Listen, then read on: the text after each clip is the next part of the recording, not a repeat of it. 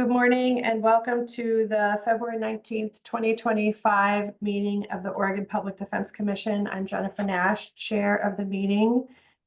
We have a number of items to cover on our agenda today, but before we get started with public comment, I wanted other commissioners to know, and also just members of the public, that in the last week or the week before last, I think, Commissioner Smith resigned her position because she took an employment position at the Oregon Youth Authority.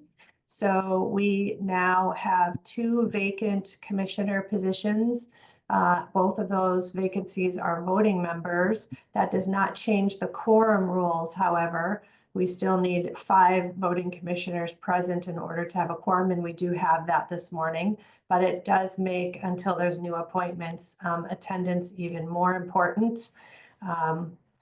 So we have put out a general announcement in a few different places for commissioner positions. Commissioner Smith, Addie Smith's position was appointed by the governor and is a practitioner, a person who has been a practitioner specializing in juvenile area. And then Jennifer Parrish Taylor's position is also appointed by the governor and is a general position with no special qualifications attached or special areas of expertise attached to it. So if a person is interested in applying to be a member of the commission, please let us know. And also, to get that process started, go to the governor's page on boards and commissions and follow the instructions there to put an application in Workday, and let us know that you've done that so that we can take a look at your application. And it's a rolling period, so applications are open until the positions are filled, and they will be filled by governor appointment. So thank you. And with that, we will turn to public comment. Public comment will be limited to 3 minutes. And we first start with Addie Smith. Ms. Smith, are you available?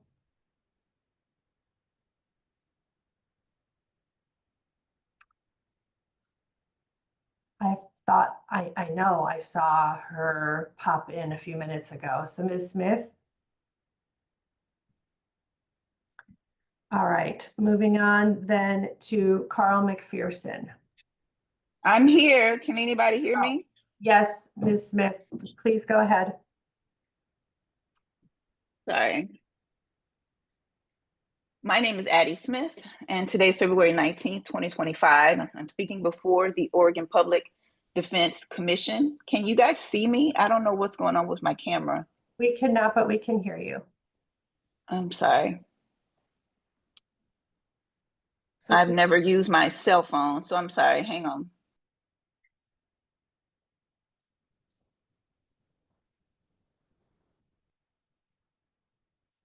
Ms. Smith, just you can proceed without your camera on. All right, we're going to pause you, Ms. Smith, and I'll call you again after you get your camera working, and we'll move on to our next public comment, which is Carl McPherson. Good morning, Chair Nash, Executive Director Campy, Commission. My name is Carl McPherson. I'm the Executive Director of Metropolitan Public Defender. I'm also a member of Public Defenders of Oregon. Thank you for allowing me the opportunity to give comment this morning. First of all, we did review as Public Defenders of Oregon the work group meeting that happened on February 13th. Giving timing, we were not able to provide testimony within the outside 48-hour window, but we did send a letter in regards to the contract. So I hope you've received that. And I know there'll be opportunity to talk about contracts further going forward. And we look forward to being engaged on those discussions about what the contracts should look like and what provisions are important to the providers so that we can provide effective and ethical representation. But I want to talk more about the nonprofits generally and about MPD in this short time, and remind the commission and those watching that the nonprofits, we have over 450 full-time staff at our offices. We handle more than 35,000 cases per year. We work for adults and children in 15 counties as well as statewide. In the materials, you have a 6-year workload plan. We talk about recruitment and diversity and having non-attorney staff. That's what the nonprofits have been doing for the state for decades, and in terms of MPD for 50 years. We are the leading provider in terms of recruitment, bringing new attorneys into the state, training them, providing mentorship, supervision, and oversight.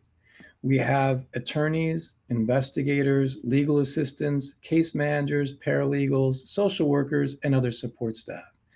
That is why the ABA and their 10 principles that have been around since 2002 say that jurisdictions should have primarily dedicated public defender offices as part of a mixed model system. Because nonprofits and public defender offices that are doing the work full time and have that level of support are providing effective and ethical representation.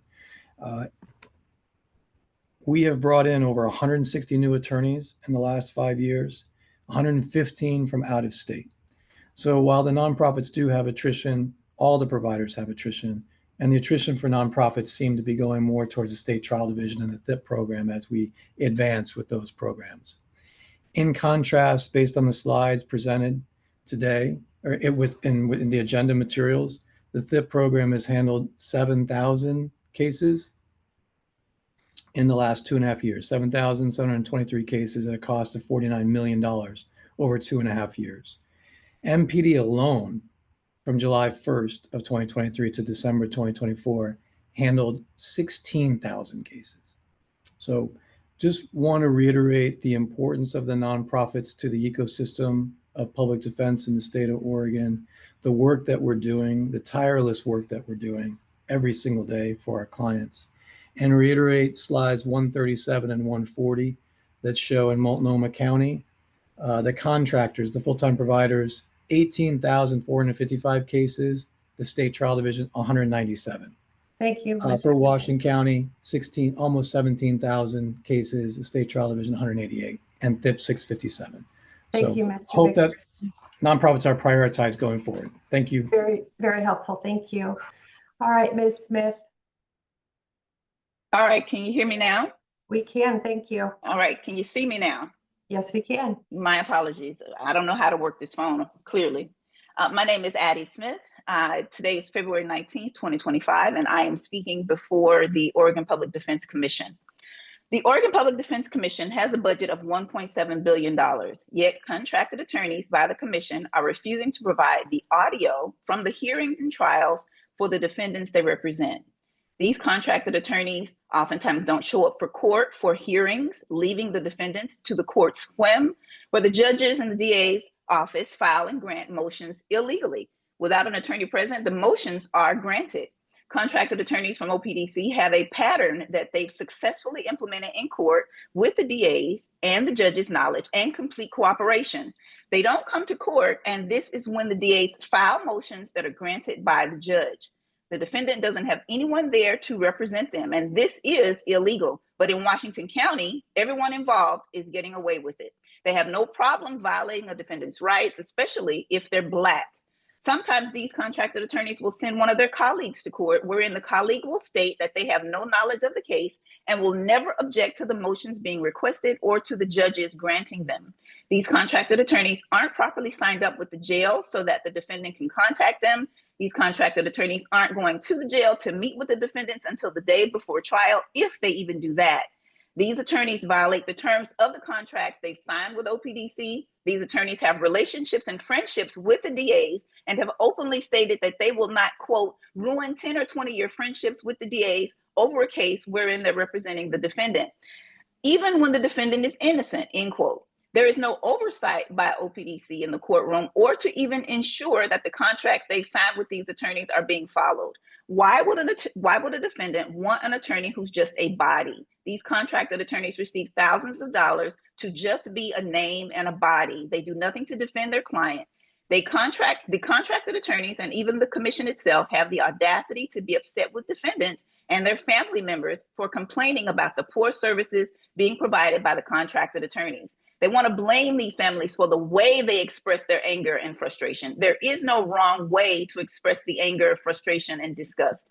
The only way are through lawsuits, which must be the biggest part of this $1.7 billion budget.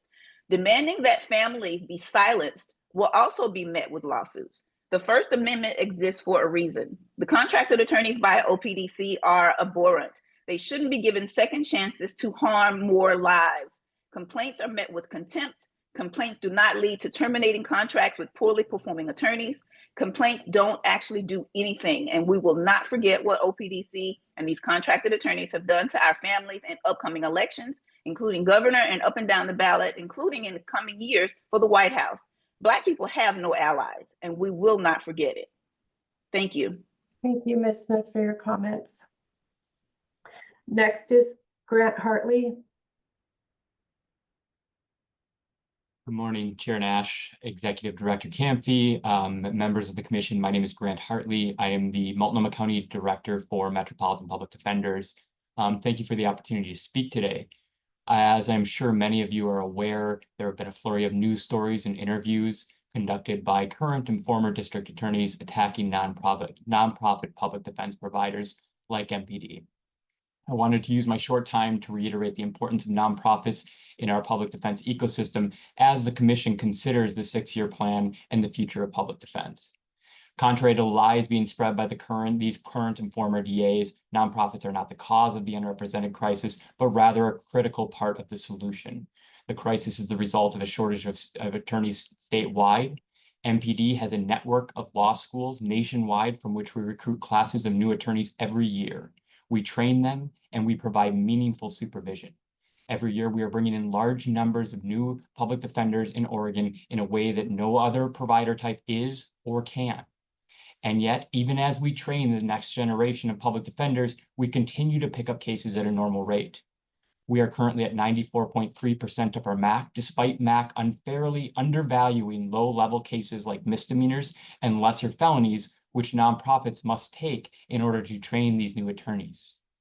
And we are doing all of this in a jurisdiction with a complicated court process and long times to disposition, with clientele who have more acute substance use disorder and mental health issues than ever before, with mountains of new electronic discovery like body cams, and with limited to no access to our in-custody clients due to staffing shutdowns at the jail. There is not a work stoppage. That is simply offensive and ignorant. We are doing everything we can to help our clients and help resolve this crisis. I hope that the agency and the commission will be proactive in helping to push back against this campaign of lies and misrepresentations and to support nonprofit providers who are critical to the future of public defense here in Oregon. Thank you. Thank you, Mr. Hartley. All right. Excuse me. And that concludes the public comment portion of the meeting. Next, we will move on to an update regarding unrepresented persons in Oregon courts. Director Camphy. Thank you, Chair Nash, members of the commission. We have a brief overview of the unrepresented numbers across Oregon. And this has been put together with help from our research analyst, Maddie Fernando. Can I have the next slide, please? Here are the trend lines for unrepresented persons in Oregon. As you can see, the in-custody unrepresented numbers have been relatively stable for a significant period of time. This is due to the prioritization that we put on identifying counsel for people who have the greatest liberty interests at stake, those who are incarcerated without a lawyer. While we have been able to hold the line with the in-custody unrepresented individuals, we do continue to see an increase in the out-of-custody unrepresented persons, and that includes the probation violation cases. One of the tools that we've been using to address the unrepresented persons crisis is the temporary hourly increase program. I think it's worth noting that the primary way in which public defense is provided across the state is through our contracted providers. That really is the first line of providing representation to Oregonians. And programs like the THIP program are designed to address the overage, the cases that can't be handled under the program, under the contracts. And so here are the numbers for our THIP program. That program has provided representation in nearly 8,000 cases to 5,200 individual clients. The costs for THIP have been increasing over time. You can see broken out what types of expenses are associated with this program. The investigator fees are in orange, the attorney fees are in light blue, and all other fees are in dark blue. Because this is a standalone program, this is total cost for the program. This is not the differential cost between this program and another way of delivering these services. Next slide. Starting in last year, we began a process whereby we used intake forms and our assignment coordinators to assign cases out with a focus on cases that are subject to the Bet Chart ruling. This is a Ninth Circuit case that says that if certain individuals who are incarcerated are not assigned a lawyer within 7 days of their arraignment, then they'll be released from custody regardless of their risk to public safety. And so our assignment coordinators have worked really hard to ensure that we are appointing counsel on all of our top tier cases that are subject to that Bet Chart ruling. So they have successfully appointed counsel on 1,500 cases for over 1,000 clients. We can see where most of those assignments are occurring. Unsurprisingly, they are in the same counties that have unrepresented persons problem. And so we have really seen that as this unrepresented crisis has played out over the past couple of years, that it is less of a statewide issue and more of a 6-county issue. And so unsurprisingly, the majority of the Bet Chart assignments align with the counties where the crisis is most pronounced. The THIP program has been an important tool for the assignment of cases, but it hasn't been the only tool. So our assignment coordinators have assigned 196 cases to contracts, 1,000 cases hourly, and those are THIP cases, and then 312 cases to our trial division. And our trial division attorneys play an important backstop in preventing Bet Chart releases. So when cases are on day 5 and the assignment coordinator is not able to identify counsel for a tier 1 priority case, trial division is able to step in and accept appointment on those cases to prevent the Bet Chart release. And I think that is my last slide. Thank you. Are there any questions about the presentation from any commissioners? Yes, Commissioner Buckley. Thank you, Madam Chair. Just go to the slide with the TIP program. January of this year seemed like a significant spike. And do you know what the reasons for that spike is? Those are bills paid. So that slide shows money that walked out the door. So it appears that we processed a big spike in invoices in January. I see Ralph Amador has turned on his camera. I don't know if it's to answer that question or because the budget presentation is next. Go ahead, Mr. Amador. Good morning, Ralph Amador for the Commission, Chair Nash, Chair Commissioner Buckley, and the Commission. The reason there's a spike in January is exactly as Director Campy has said. Those are bills, the money out the door. We were closed in December for a good amount of time because of the 1099 processing that actually happened. So we couldn't, while we were processing everything from the 26th through the 2nd of January internally, we couldn't release any batches until that time. So on the 2nd going forward, we did a multitude of big, huge batches to get payments out the door. And that's why there's that big spike. If you notice in December and partly in November, the numbers were down some, Right.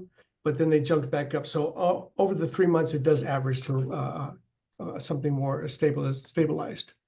Thank you. Any other questions? Oh, Commissioner Harris. Thanks. I have a couple of questions. I think they're pretty quick. On the out of custody probation violations, do you know how many cases or how many clients that is? Let me take a look. Interestingly, the out of custody probation violations are largely, oh, are you talking about the unrepresented trend slide, the first slide? Yeah, I think so. I don't know. You just had some, yes, that, how many people are unrepresented out of custody on PVs? Just in looking at the slide, it's above 200, but less than 400, looks about 350. But I don't have that information handy. I do think that OJD's website has it handy. Look at that. Maddie? As of today, it is currently 318. 218, 318. 318. Any chance we could contact the courts in those counties and say, if this person's been out of custody on a PV for more than 6 months and has not reoffended, we can dismiss the PV? We have been trying to have local conversations with the 6 counties where the unrepresented population exists about local solutions for those types of solutions, creative solutions, working with the public safety stakeholders. And we had exactly that conversation around probation violations in Marion County. And came up with a solution whereby trial division would accept appointment of, I believe, 200 out of custody probation violation cases in Marion County. And Judge Pearl came and talked to the commission at our last meeting about that and thanked us for the progress the trial division had made there. So yes, we can have those kinds of local conversations with judges about things like probation violations. We do see that in looking at the THIP data specifically, Marion County is the, I think, only county using THIP on probation violation cases. Okay, thanks. I was just thinking about what Commissioner Liscombe had mentioned about how this is also the responsibility of judges and the other parts of the system here to help us on this. And that seems like that would be an ask that they could easily give, but perhaps they are not willing to. On the THIP program, I know we had talked, or maybe had asked about this, about what would the cost of those contracts, if those cases were under a contract, what would the cost be? I know that your budgeters don't want to do that, but it would be an informative piece of information, I think, for the governor's office or for the legislature to understand the actual cost of not expanding the contract to other providers, perhaps. Also, I noticed on that I was trying to do like a straight, like this many cases divided by $51 million or the opposite, but it's probably skewed because it looked like there was like 100, it looked like 4% or 5% of these cases were either murder or jail law cases. So it's hard to get data out of that unless we have a better understanding of what those numbers mean. But I think it's a great source. You're collecting the data. I'm hoping you're using it for purposes for evaluation for caseloads, hours per case types, and the actual cost of hourly providers. That's, I guess, more of a comment than a question. So thanks. Thank you, Commissioner Harris. And at the end of our presentation today, I'll go through my director's notes, which we did gather the commission's questions from our last commission meeting and attempted to provide data informed answers to those questions. Some of them are around that type of comparative analysis. As we move forward, if commissioners do have questions, we are happy to take them back and work on developing answers for them at the next commission meeting. So I hope to be able to give you the kind of information you all need to provide oversight. Thank you. Just a couple of comments and kind of an invitation to Director Camphy to talk a little bit more about this. I've been fielding some some questions from legislators about the utilization of the trial division and how the particularly that the trial division's cases aren't as serious as perhaps the types of cases aren't as serious as perhaps the legislature contemplated when forming the trial division. And we've had some discussions in those meetings, and I think it makes sense to talk about it here about how the trial division and other contractors and different types of contractors are utilized to deal with the Betchart ruling and really utilized to deal with the unrepresented issue and how they're actually being appointed and what types of cases they're being appointed to and what the impact would be to the system overall if that prioritization changed. So I think this might be a good place to talk about that, Director Campy. Absolutely. Thank you for the invitation to talk about it. So when trial division was first envisioned, I think there was a concept that they were going to go out and take sort of the most difficult, highest severity cases across the state. Once as trial division was starting to get up and running, we're starting to hire people into these positions.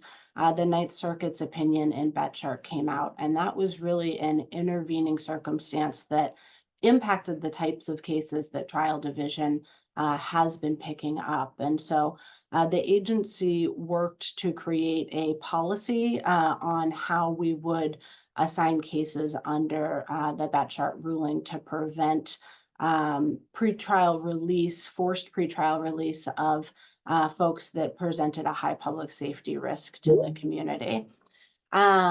That policy was developed internally, but was provided to the Oregon Judicial Department to give us feedback on, which they did do, as well as to the district attorneys to provide feedback on. And it was presented to this commission and is published. And so we're really being very transparent in the way in which we prioritize assignment of counsel. What has happened is that every day at arraignment, our contracted providers are accepting appointment on cases. And that really is the front line of how public defense is provided in Oregon. They're taking the bulk of the new cases that are being issued every day.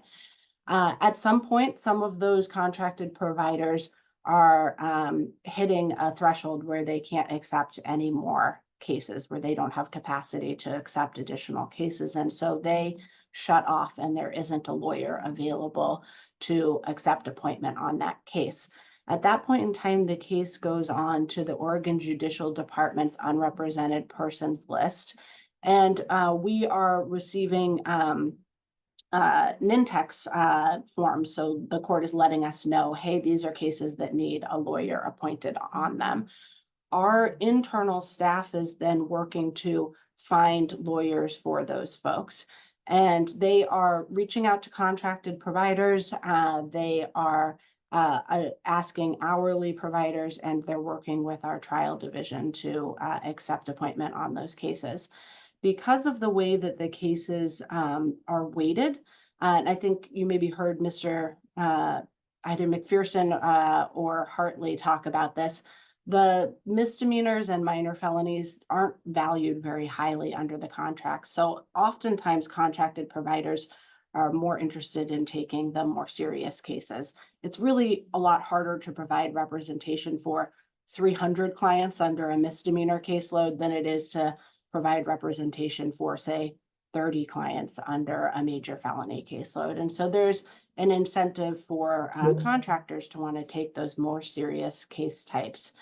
Additionally, because of the payment structure in the hourly rates, we pay a higher rate for murder cases, child abuse cases, ballot measure 11 cases than what we pay for misdemeanor cases. And so our hourly providers are also financially incentivized to take those more serious cases. which means that our assignment coordinators are often able to find lawyers for people, either in the contracted lawyers or the hourly lawyers for those most serious case types. And that means that the folks that are at risk of release under the bet chart ruling, if we don't identify counsel for them, are the people that have more of the C felonies and misdemeanor cases, as well as more serious crime types where there's a lot of conflicts of interest or a client who has had a number of lawyers appointed over a period of time. So that ends up being, when our trial division is serving as a backstop, the types of cases that they are able to serve as a backstop to prevent the release on. So clients that have a lot of conflicts or have had a lot of lawyers appointed to them that maybe have more serious cases, and cases where there's a lower value associated with that case. And so that's going to be a lot of the domestic violence cases and like burglary cases. Those are tier 1 cases that don't have as much value associated with them under our contracts or our payment structure, where our trial division is really serving as a backstop to prevent the release.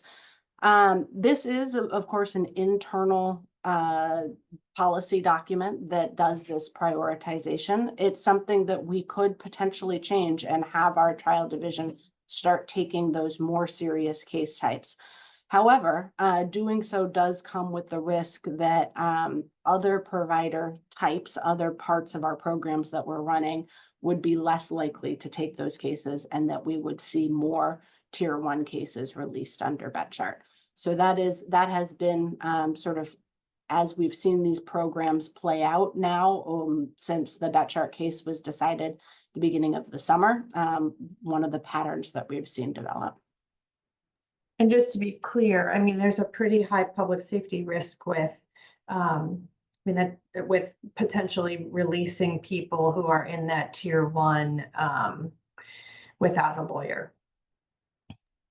That's right. For example, strangulation is a Class C felony. It has a high lethality index, but doesn't have a super high value under our MAC model or under our rates for cases. So that's the type of case that our trial division is more likely to be assigned. Thank you. Does anyone have any questions or comments about the information that Director Campy just presented? Okay.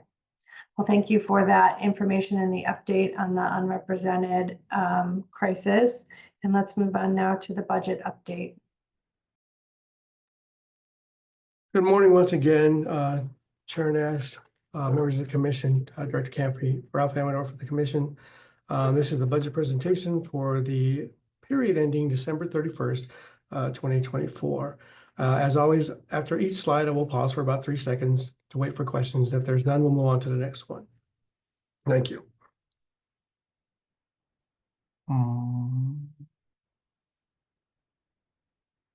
There we go. For the adult criminal trial area, the expenses are moving as expected. December budgeted amendments were processed as planned, and we're still working with the plan that was submitted to obligate funds. For juvenile, this again is spending as expected. These are contract payments, and we are still seeing an overage due to the Marion County juvenile contract that was established in November. Parent-child representation program, again, these are contracted payments, and they're moving as forecasted. You'll see that it's showing a problem and this is due to 4E payment recovery.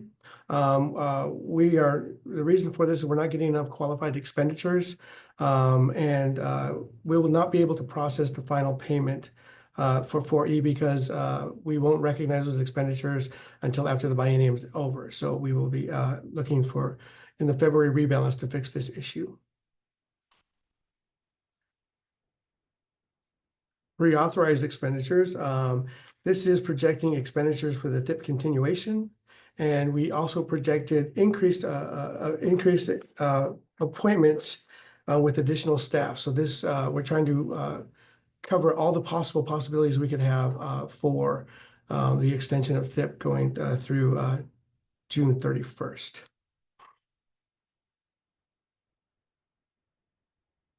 Court mandated expense, again, we are projecting expenditures for TIP continuation, and we also added expenditures for the appointment of additional appointments because we have additional staff coordinating those. Court mandated doesn't look as bad as pre-authorized expenditures because in the December rebalance, we got an influx of cash from rebalance, and we also got about $2 million from SPA money put in the court mandated expense area. So it looks a little healthier than the other one. But again, this will be addressed in the rebalance that we're requesting in February.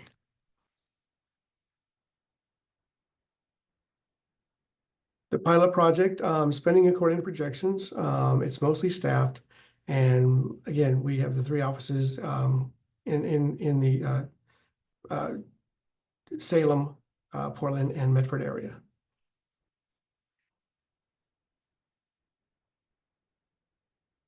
Appellate division, this is showing a bit of an overage due to the fact that there was a wage issue from 2021 that was settled for the employees, which increased our expenditures there.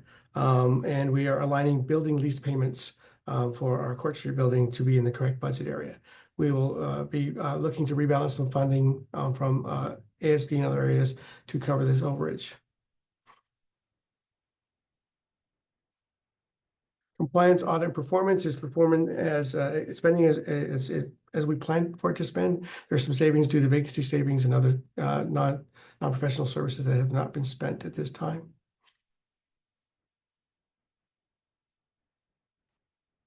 Administrative and executive division, again, they are spending in accordance with projections. There's vacancy savings, there's some payments that have been saved because of non-recognized professional services and such. But again, this is a pretty healthy area of the budget.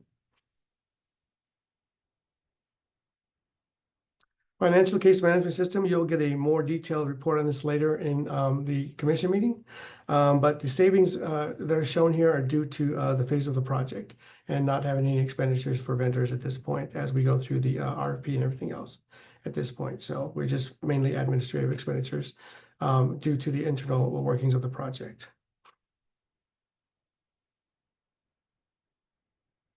Special contracts and distribution programs and distributions.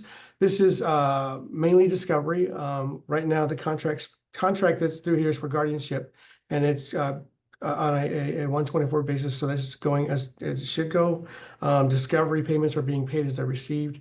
Again, we did address this in our rebalance to try and backfill some of the money to cover whatever we can for projected expenditures with discovery. But again, once we run out at that point. And lastly, you'll see the agency overall across all divisions is showing a healthy budget overall. We will be requesting a rebalance in February to move agency funds to cover overages across the board. That was submitted to LFO last week and is working through its processes at this point. And that concludes our budget presentation. If there's any questions, I'm happy to answer them. Does anyone have any questions? Mr. Amador, the only question or maybe comment I have is that maybe given the current climate with the federal government, we shouldn't be planning on receiving any reimbursement for any funds from them, at least in the foreseeable future. And the question then is, how are we going to address that potential shortfall, which is kind of over and above what we originally anticipated with the rebalance? Thank you for the question, Chair Nash. We have been in direct communications with the Oregon Department of Human Services about that very thing. Once we got the notice, the first thing I did was get on the phone and call them rather than email them to talk about that. The funds that we're talking about are 4E foster care funds that have not been affected because they're entitlement funds at this point, but we are monitoring that specifically. We're getting the payment for the last quarter of 2024. We're hoping to expedite the payment for this first quarter going forward, and we're communications with that. Again, if we can't get the payment, we'll be talking with LFO to try and figure that out. But again, that's beyond our control. But our pulse is on the thumb of that. Our thumb is on the pulse of that. Not our pulse on the thumb, but anyway. We understand. All right, thank you. Thank you very much. And thank you for your information. Very much appreciated. All right, All right, we have two action items coming up, which I'm going to try to get done before 10:30 because we're going to lose one of our voting members temporarily at 10:30. So let's move on to the next item, which is approval of the OPDC strategic plan. We have seen this before. There was some direction that the commission gave regarding some revisions, and those revisions were made. It was sent back to us. And I turn it over at this point to Director Camphy and Moss Adams for presentation of the final plan. Thank you, Chair Nash. I don't see Moss Adams here right now, which is surprising. So we are messaging Jesse Lanhart right now to see if we can figure out what's going on. Is it possible for the commission to take the second action item first and move forward with the qualifications piece? Yes, that would be just fine. All right, then moving on to the core staff role definitions, qualification standards, and performance standards. This is a document that we saw last month. We had a briefing about, and I'll turn it over to Ms. Flowers to discuss. Thank you, Chair Nash, Vice Chair Mandelberg, members of the commission. For the record, Shannon Flowers, Trial Support and Development Manager with the commission. As you said, we brought the core staff role definitions, qualification standards, and performance standards before the commission at its January meeting for a briefing.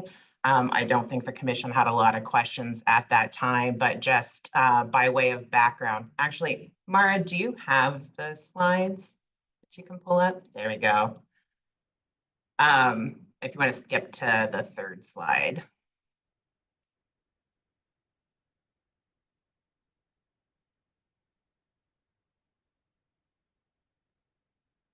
Just by way of, again, of a little bit of background, a reminder, these qualification and performance standards for core staff roles are really part of sort of foundational piece of work that agency staff has been working on to align with our vision to be a champion for public defense services, for effective defense services.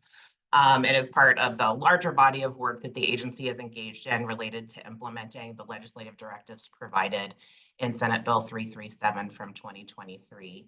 Next slide. And our recommendation is that the commission adopt these core staff role definitions, qualification standards, and performance standards as one portion of the agency's overarching quality management plan for public defense services, with an implementation date to be determined at a later time. And again, I'm happy to answer any questions that the commission may have at this point, or at least attempt to do so. All right, are there any questions regarding the core staff role definitions, qualification, and performance standards that were presented during last month's meeting? Madam Chair, just again, a comment of thanks to everyone who gave time to this effort. It's a pretty massive effort, and looking at the work groups that focused on each part of it, I just want to express gratitude for everyone who took part. Agreed, thank you. Mara, could we take the slide down so that I have a better view of everyone? All right. Is there a motion to adopt the core staff role definitions, qualification standards, and performance standards as one portion of the agency's overarching quality management plan for public defense services? So moved. All right, Commissioner Buckley moves. Is there a second? Second. Commissioner Mandelberg, second, and we will need a roll call vote. Good morning, commissioners. Can you hear me? Yes. Thank you. Okay. Commissioner Nash? Yes. Commissioner Mandelberg? Yes. Commissioner Lipscomb?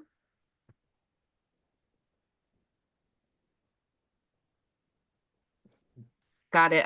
I saw you say yes. Commissioner Buckley? Yes. Commissioner Harris? Yes. And Commissioner Leininger? Yes. Thank you very much. That passes. Thank you.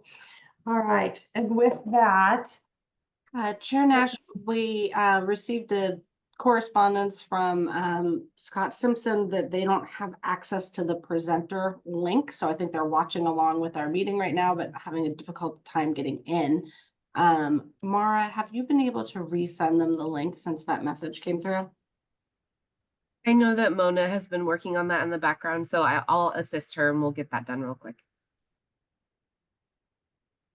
In the meantime, to streamline that a little bit, I hate to sort of jump the gun, but were there any questions or comments about the strategic plan, the draft that was sent to us earlier in the week and was included in the commission materials? Do any commissioners have any questions, any comments? All right, it doesn't sound like it. I will say I really appreciate it. And when Commissioner Smith sent her email tendering her resignation, I thanked her for her contributions to the commission and particularly to the strategic plan. You may recall when it was last presented to us, she had some really specific ideas about how that should really include a lot of our work through an equity lens, and worked very closely with with Moss Adams, with the governor's office, with other folks to kind of get those changes implemented in our strategic plan. And it was very nicely done. I really appreciate it, especially with the current climate that we're experiencing. I think it's important that we reiterate our commitment to diversity, equity, inclusion. I think those are qualities that are particularly important in the work that we do. And I thought that the changes that were made were very helpful, and also updating the information as we suggested. And the one other thing that we're going to need to do is we're going to need to change the update the commissioner listing for when we pass this today. But because we have Commissioner Lipscomb replacing Commissioner Sealander, and then we don't have Commissioner Parrish Taylor and Commissioner Smith. And I see Miss Leonard on the video at this point, so I'll turn it over to her. Thank you so much, Chair Nash and members of the commission. Jessie Lenhart with Moss Adams for the record. I was switching meeting links, so I heard all of the nice things that you had to say, Chair Nash. Thank you so much. And can absolutely make those updates to the commissioner list. So I also heard that there weren't any questions from the commission or comments on the updated strategic plan. I have a brief presentation that I'm happy to walk you all through that talks about the direction that we left off from in December, the folks that we reached out to, and then just an overview of the updates. I'm happy to do that. And I see some nodding. I think that makes sense for members of the public, so everyone understands the process. Fantastic.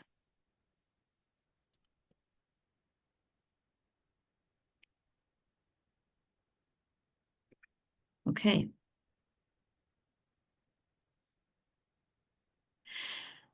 So we left off in December. There were two kind of primary areas of focus for updates in this next iteration of the plan. Number one was really emphasizing the criticality of the unrepresented persons crisis, making sure that that was highlighted with some stronger language, and then a review of that goal to make sure that the action items were really focused on both meeting near-term needs, but then also thinking ahead to some longer-term needs. So, and then the second one was kind of, as discussed previously, reviewing the plan holistically to really strengthen representation of DEI throughout the plan. So from that conversation and direction, we did a couple of things. So we wanted to make sure that any updates that we proposed or kind of thought through were inclusive of kind of information and feedback from the commission itself. So we met with Commission Member Smith to talk through her specific ideas. She also got us looped in with some folks at the governor's office. So we had a chance to meet with the Deputy General Counsel. We also internally circulated the plan to a couple of Moss Adams employees who are certified in DEI and do this as a practice as well, to get their feedback and thoughts on opportunities to strengthen DEI throughout the plan. And then we also circulated the plan for review through the Department of Administrative Services, through 2 offices. So the Office of Cultural Change, who have been really great partners with OPDC since December as well. And then also the Strategic Initiatives and Enterprise Accountability Department.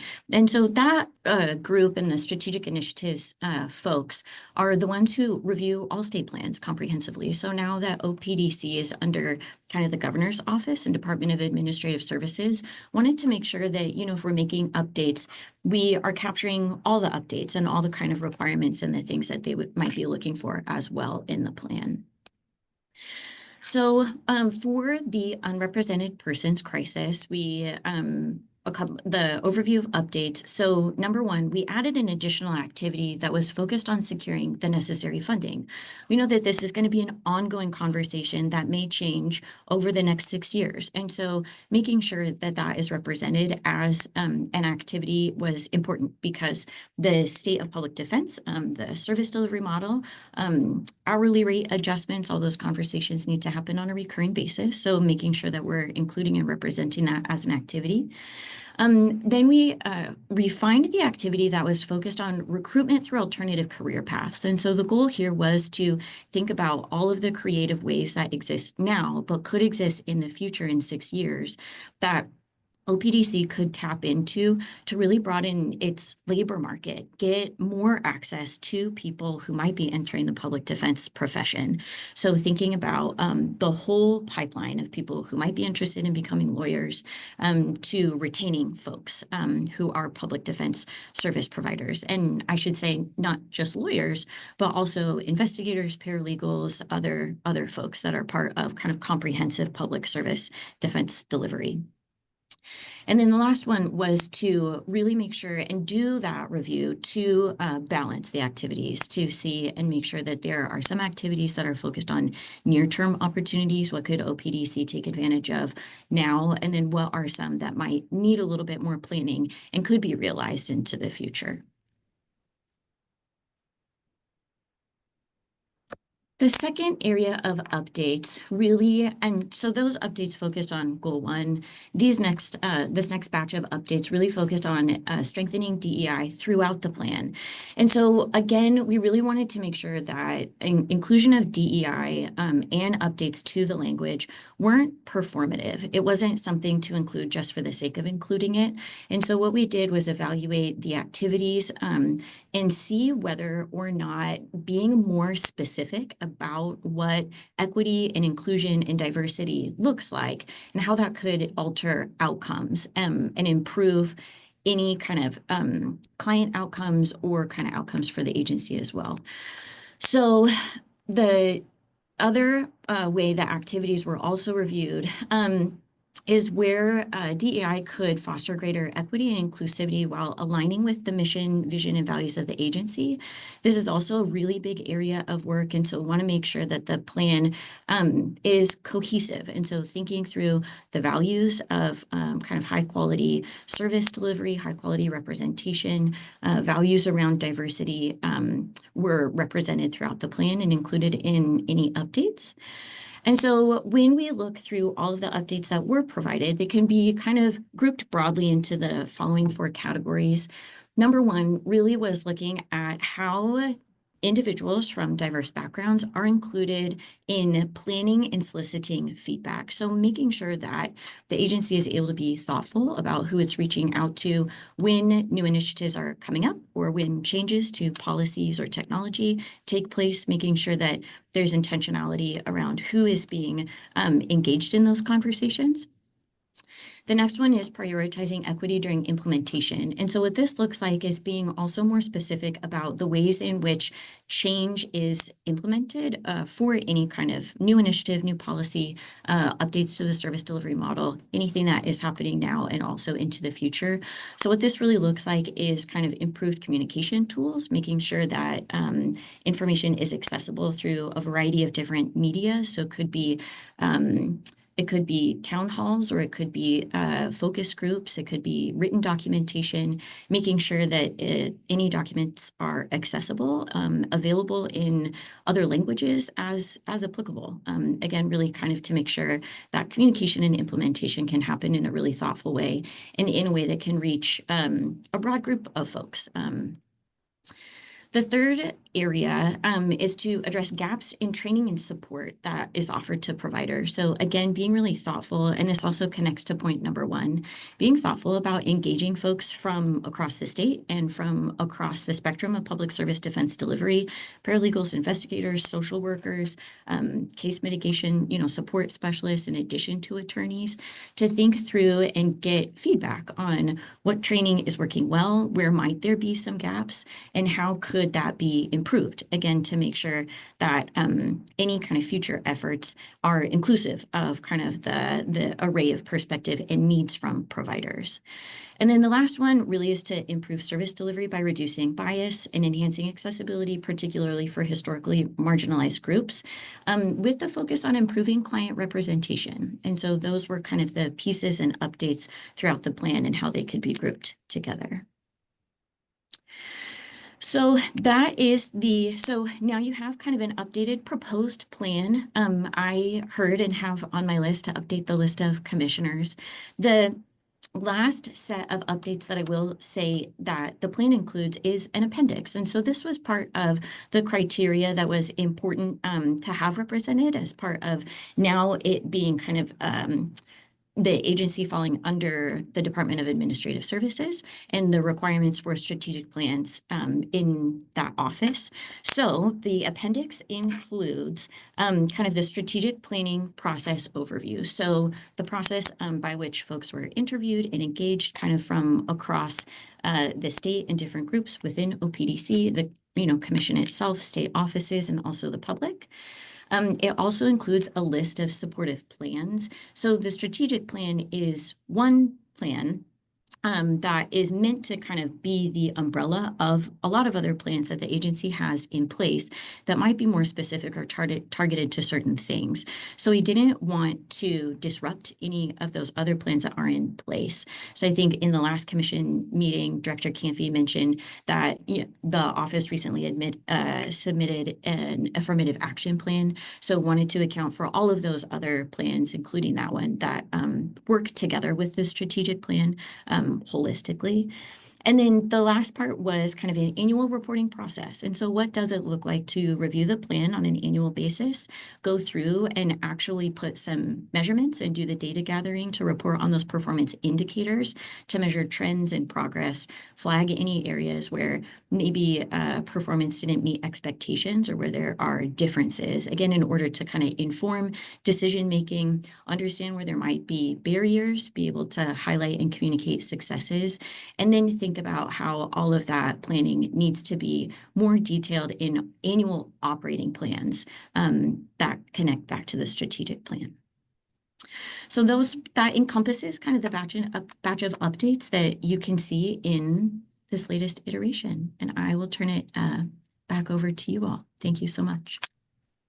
Thank you. Are there any questions or comments for Ms. Leonard? Commissioner Harris.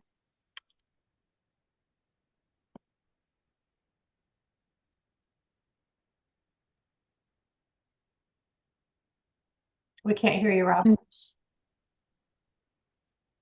Sorry about that. That was a nice, concise presentation. I appreciate that. So I have the red line version. Are the red lines does that show all the track changes that you made since our last presentation on this? It shows where the activities were updated. Okay. So you will not see the track changes in the appendix. The appendix is wholly new. And so there was an effort to make the document still readable. So the track changes do include the additions and revisions to the plan. Okay, so the only comment I would have, and maybe you may or may not want to respond to this, but I do recall us having a discussion about in the unrepresented crisis should be highlighted, and maybe it should be something more than just let's finish our 6-year plan. I don't necessarily see any new strategies here. And maybe I'm more concerned about tactics than strategies anyway, and I don't expect you to put all the tactics in here to do this. But are there any new strategies included here that I've missed that from the last iteration of this plan for the short term addressing, not the long term, because I think we've addressed the long term plan here, the 6-year plan, but for the short term thing that we're immediately concerned with. Thanks.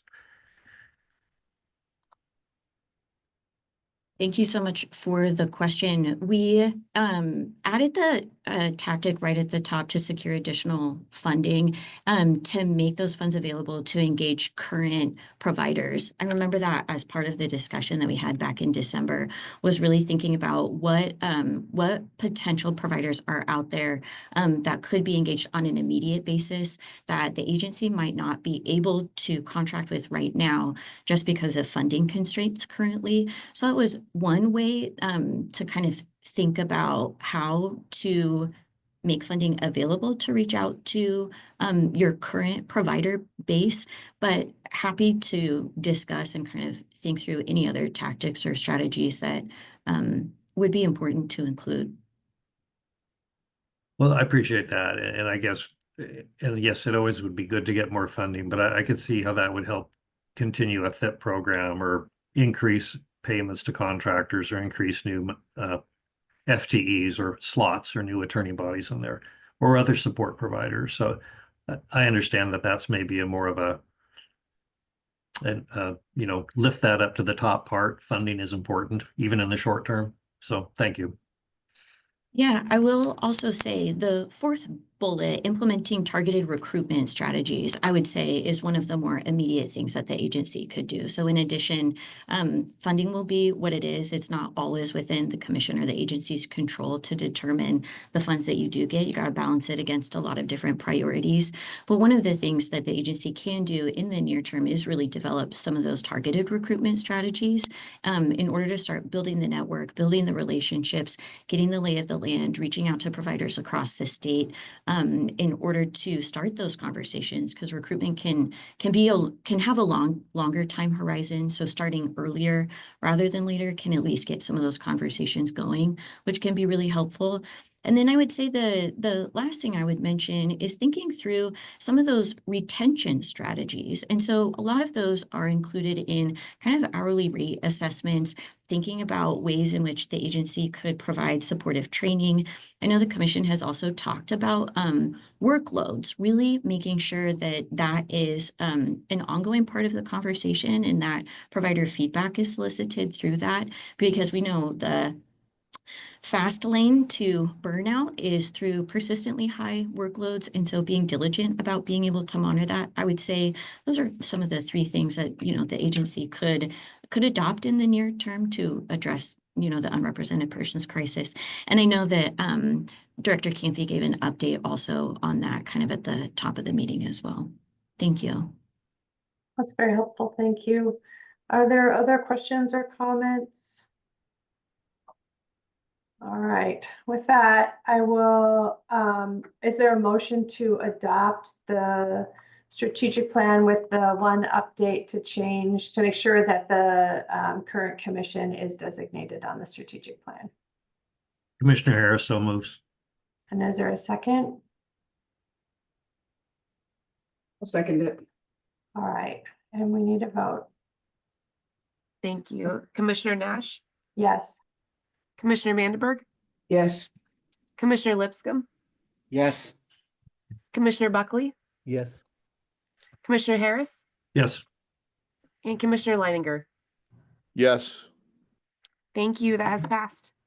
Thank you very much, and thank you again for your very hard work and contribution. We really, really appreciate it. Thank you so much. Oh, Take care. Commissioner Wright.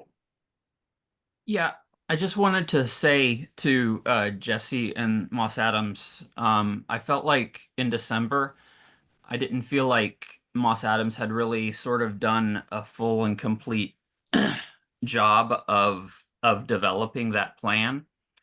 But I want to say that with what you have presented us today, I feel like you have listened to what the commission has given you, and I feel like you have done a full and complete a complete vetting, and that you have done, that you really have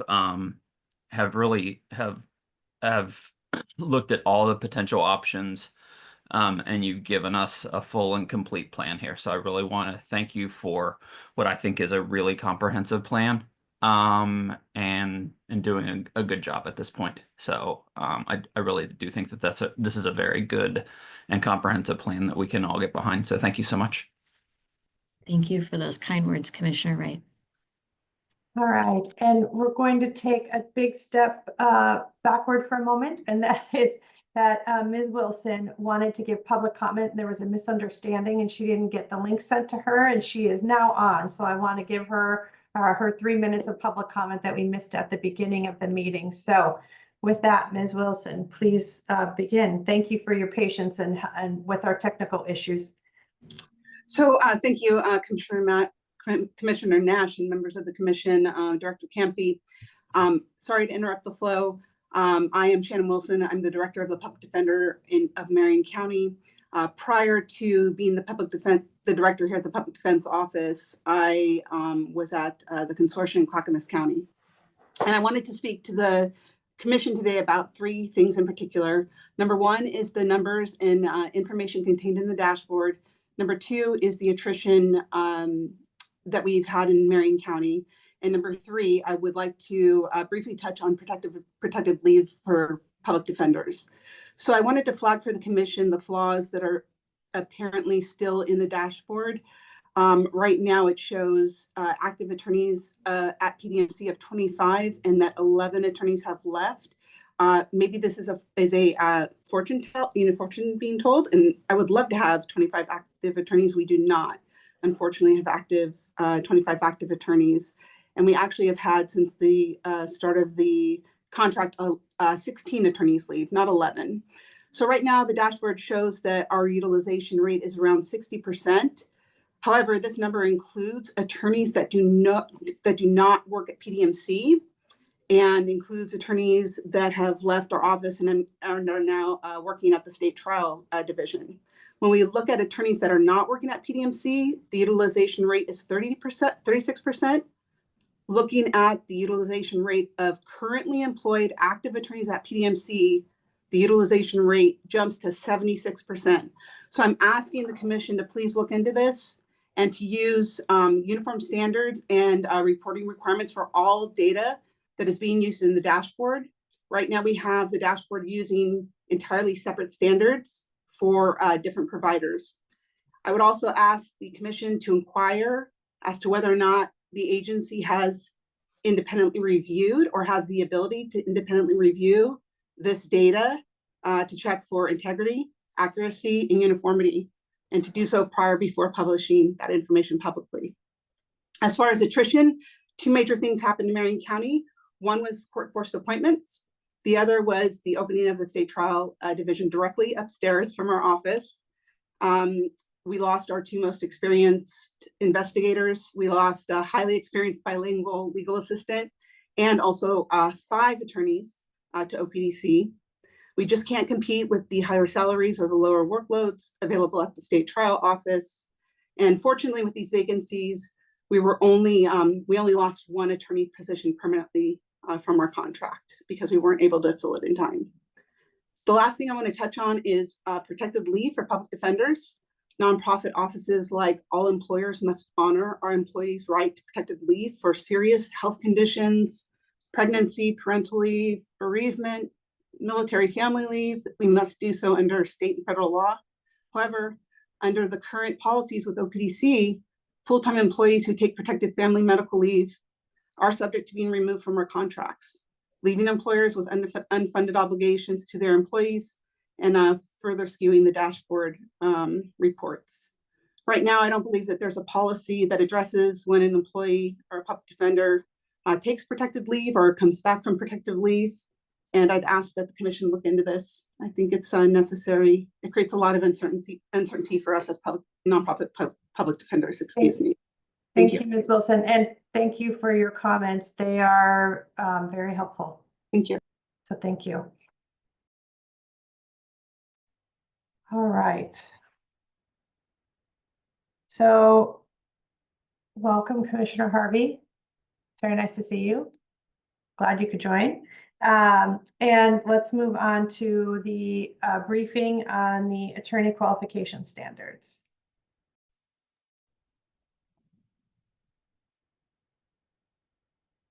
Thank you, Mara.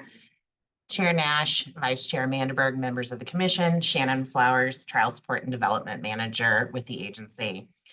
Just a little bit of background on the attorney qualification standards. I believe, as you all know, ORS 151216 sets out sort of a long list of responsibilities that the commission has. And among those is that the commission is to develop, adopt, and oversee the implementation, enforcement, and modification of minimum standards to ensure that public defense providers provide effective assistance of counsel consistently to everyone that's eligible for public defense services. The agency has had attorney qualification standards or standards for attorneys to qualify for appointment to represent financially eligible persons. Those standards have largely remained unchanged since the 1990s. So Mara, next slide. In November of 2024, actually, sorry, can you go to the next slide, Mara? The agency convened 4 work groups to assist in developing qualification and performance standards for public defense attorneys. Those were organized around the major public defense practice areas: criminal, juvenile dependency, juvenile delinquency, and then what we've started referring to as quasi-criminal, so post-conviction relief, habeas cases, and civil commitments. I think there are a few other things that got captured by that group as well. And again, our resource council facilitated these work groups and really did an excellent job of bringing people together. Next slide. This is just a high-level overview of the categories of qualification standards that have been developed so far and are before you today.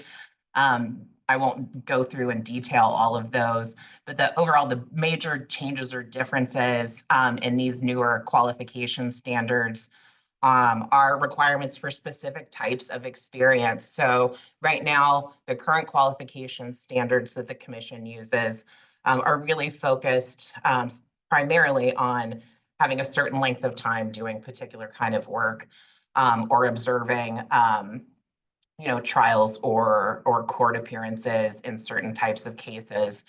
And so this is really a move in the direction of looking at the types of experience that people have and bring to the work, such as a specific number of trials or types of motion practice, really looking at people's experience litigating and how prepared they are and able to do the work that is needed for the particular types of cases that they wish to handle in public defense. Another big shift with these qualification standards will be requirements for training when it's developed and available. So that's a future sort of piece of the work. But the standards currently incorporate training where the groups believed that that was really appropriate to do so with an eye to the future. And then finally, calling out specific types of cases or practice areas that have developed over the last 30 years or so the current standards don't really address, such as Measure 11 and Jessica's law cases. One thing too, the focus on really looking at each practice area and what it really requires to be, have the skills, training, and experience to do the work that is needed, and also looking at sort of the system as a whole and how do people get into the system and then move up, advance in their, skill and ability to handle more challenging types of cases. In particular, one of the areas that the standards, I think, look different is for juvenile dependency cases. And that really developed in response to a recognition that dependency practice is really different and doesn't lend itself to the kind of entry level and then advancement through qualification levels to handle more difficult or serious types of cases. And so there's really two two levels or categories of standards called out for juvenile dependency cases, and that's the sort of standard, initial phase dependency case, and then termination of parental rights. But the way those standards are put together is really looking at the different types of skills that are needed, and acknowledging the fact that someone could have experience that really satisfies parts of those standards, but not all, and sort of trying to make it as flexible as possible and really meet the needs of the community, and people doing the work. And just recognition of the uniqueness of dependency practice within the public defense sphere. Next slide. There's still work related to attorney qualification standards that's needed. So we still need to develop qualification standards for appellate representation. These standards don't address appellate representation at all. They're focused entirely on trial level representation. Part of that is just prioritizing the work. We have our appellate division that handles the vast majority of appeals in the state. And that functions relatively well. So while we do need to work on standards for appellate representation, that has been sort of set aside for the future, because it's just not the highest priority at the moment, although still is important. And then aggravated murder and aggravated murder post-conviction relief cases, contested adoption cases, and then blanket waivers of juvenile court jurisdiction and delinquency cases, which is an area basically carved out for traffic, boating, hunting, and fishing offenses where youth is involved, where essentially the presiding judge in a jurisdiction can set an order saying these types of cases automatically go before the criminal court rather than the juvenile court. And then also policy and procedure for submission, review, and certification of attorney qualifications, including provisional certification and certification through equivalent experience and with supervision. That is work that is already underway, as well as with the standards for aggravated murder and aggravated murder PCR. Those are still being worked on, and may be part of the presentation for the commission when these come back for a vote, which I believe is planned for April at this point, for the April meeting. All right, Commissioner Vandenberg. I'm really like what I'm seeing so far. I think it looks like the work group has done a great job, and you have managed to articulate the findings very well. So thank you. I have a question about the minimum qualifications for criminal attorney 1. So when we get past everything they need to review and be familiar with, I can see having different minimum qualifications for people who have done some criminal cases as certified law students. And I definitely like seeing alternatives for people who may not have had that opportunity as law students. Couple of different questions. Number 3A1 talks about represented clients in criminal cases as certified law student under the Oregon Supreme Court rules. That would seem to leave out recruiting people from law schools in other states.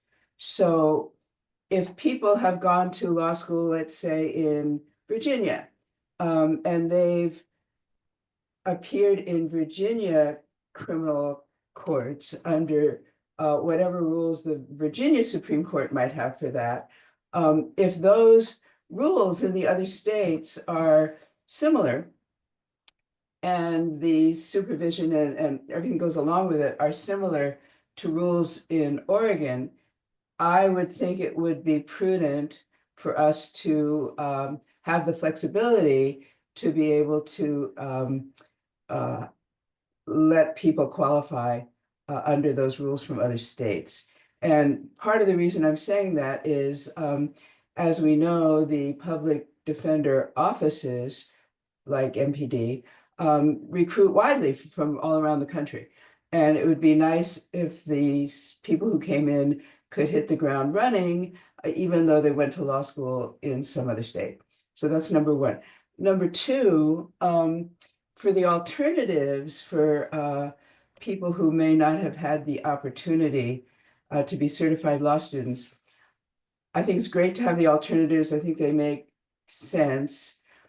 My question is how long it will take someone who comes in under B, C, D, or E to qualify to be a criminal attorney one. So let's say a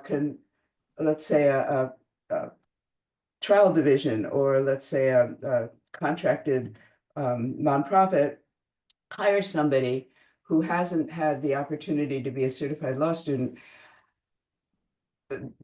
Will it take them a couple months to qualify to be a criminal attorney one under these rules? Have we thought about how that employer will cover, I assume we're still going to be operating under MAC, since that seems to be what's currently the proposal. How will that employer cover MAC if the person is taking a couple months to qualify? Will we be altering our contract provisions to deal with the time it takes for the person to qualify? All of those questions occurred to me in terms of the amount of time that it would take to do this. And if we haven't come up with a way to deal with payments and assessment of utilization for that period of time, it seems to me that that creates a disincentive for people to hire new lawyers who have not been certified law students. And so I wonder if we really want to incorporate that kind of disincentive into this plan. So those are my observations. Thank you. Thank you, Commissioner Leininger. Did Ms. Flowers want to respond first to anything that Commissioner Mandelberg said? I have very similar comments that's focused. Yeah, I have questions too, so right fair here. enough. Thank you, Ms. Thank you. Flowers. Thank you, Chair Nash, Vice Chair Mandelberg, and Commissioner Leininger. I probably part of what I should have fleshed out a little bit more in the slides and sort of what I said initially is how people qualify, what that process will look like, at least at a high level, because we're not shifting away dramatically, I don't think, probably from the process that is currently employed, with one caveat that I'll explain a little bit. Right now, people qualify for to handle various types of cases under the standards in 3 different ways. They meet the face of the standards. We review what they submit to us. They sort of meet all those standards for whatever types of cases they're seeking to take. And we approve them and they're off to the races. There's 2 other ways though. One is through equivalent experience and qualifying with supervision. And so those are the policies that and procedures that I talked about just very briefly that are under development at this point. We're already working on those things and they're really critically important. And so we intend to retain, I believe, that type of process for reviewing. And so the standards that are before you in draft form right now sort of contemplate that. So somebody that's coming in from out of state very likely isn't going to meet the standards on their face, but probably would under equivalent experience, barring substantial differences in practice between states. So that would be one way. The other way would be with supervision. You have an attorney who's sufficiently qualified, who's agreed to supervise your work. And that can go on for a period of time to make sure that somebody that's new to practice generally or new to a particular type of case, making sure that they have somebody sort of looking at what they're doing and providing support to them as they handle a new area of law or a new type of case. And then the other piece that we don't currently have, but we have talked about to some degree internally and really with sort of advice and consultation from the Sixth Amendment Center, has been around provisional certification. One of the things that have been very mindful of and remain mindful of as we move through this work is that we don't have enough attorneys to do public defense work in this state, and we don't want to implement standards that then make that problem worse. And so if somebody is unable to, doesn't want to attempt to meet the standards through, for example, equivalent experience or supervision, probably supervision in particular, we're looking at developing some standards around provisional certification, which essentially would allow the agency to say, you don't meet every one of these standards set out to handle this type of case, but we feel looking at what you've submitted, you're close enough, we can provisionally certify you for a certain amount of time with direction to meet these other standards and what needs to be done to meet those standards so that somebody would be qualified. If they got to the end of that provisional certification period and hadn't met those standards, then that would be an opportunity for the agency to sort of pull back that certification and say, you're not ready to do this type of work potentially. I'm not sure, hopefully that answered the question sort of generally that commissioners have about sort of what it will look like. I think so. I mean, my concern, it sounds like, I mean, just kind of echoing others. I mean, I read this and I was like, well, nobody who graduates from law school is going to meet criminal attorney 1 standards. So is there a 0 or is there a under supervision or is there I mean, it seemed like almost like the 1 should be a 2 and, go from there kind of thing. But if so long as when we adopt these, I would feel much more comfortable adopting these when we do with the supervision standards at the same time, so that we're sure that we're not, that it's clear that as long as you have an adequate supervisor, these are your provision or you're qualified to accept these appointments. Because I think it also poses a contracting problem as well. How do contractors get compensated for hiring attorneys if they don't meet the standards that we set forth? Commissioner Meininger. Thank you. And once again, really appreciate the effort to record all these standards. And I was zeroing in on the same portion of the standards that Commissioner Mandelberg addressed in her comments. And I think that's what you get when you put law professors on a commission like this. I suppose Commissioner Mandelberg and I are both trying to think about where best to draw the line, where we maximize eligibility among worthy law school graduates, but maybe don't credit as sufficient certain experience that law students may have that doesn't really translate into practically valuable background. So a couple things caught my eye. By the way, strongly share Commissioner Mandelberg's suggestion that we don't limit eligibility to people who practiced as students pursuant to the Oregon Supreme Court's rules. So at the top of page 42, as I was looking at the one alternative ground for prior clinical work, it struck me that 6 months is kind of a high bar. I think that just based on what I see at the University of Oregon, I think that a student would be sufficiently qualified to handle the category of cases you can handle as a level 1 practitioner. If that student just did a 1-semester clinic, so a 3-month clinical experience. Another thing that struck me, at the other end of the spectrum is I'm not sure why we're crediting prior work as a judicial clerk as adequately preparing someone to represent clients. I think there's a lot you miss as a clerk. First of all, it's not clear you're always in the courtroom, right? But you don't have those client interactions.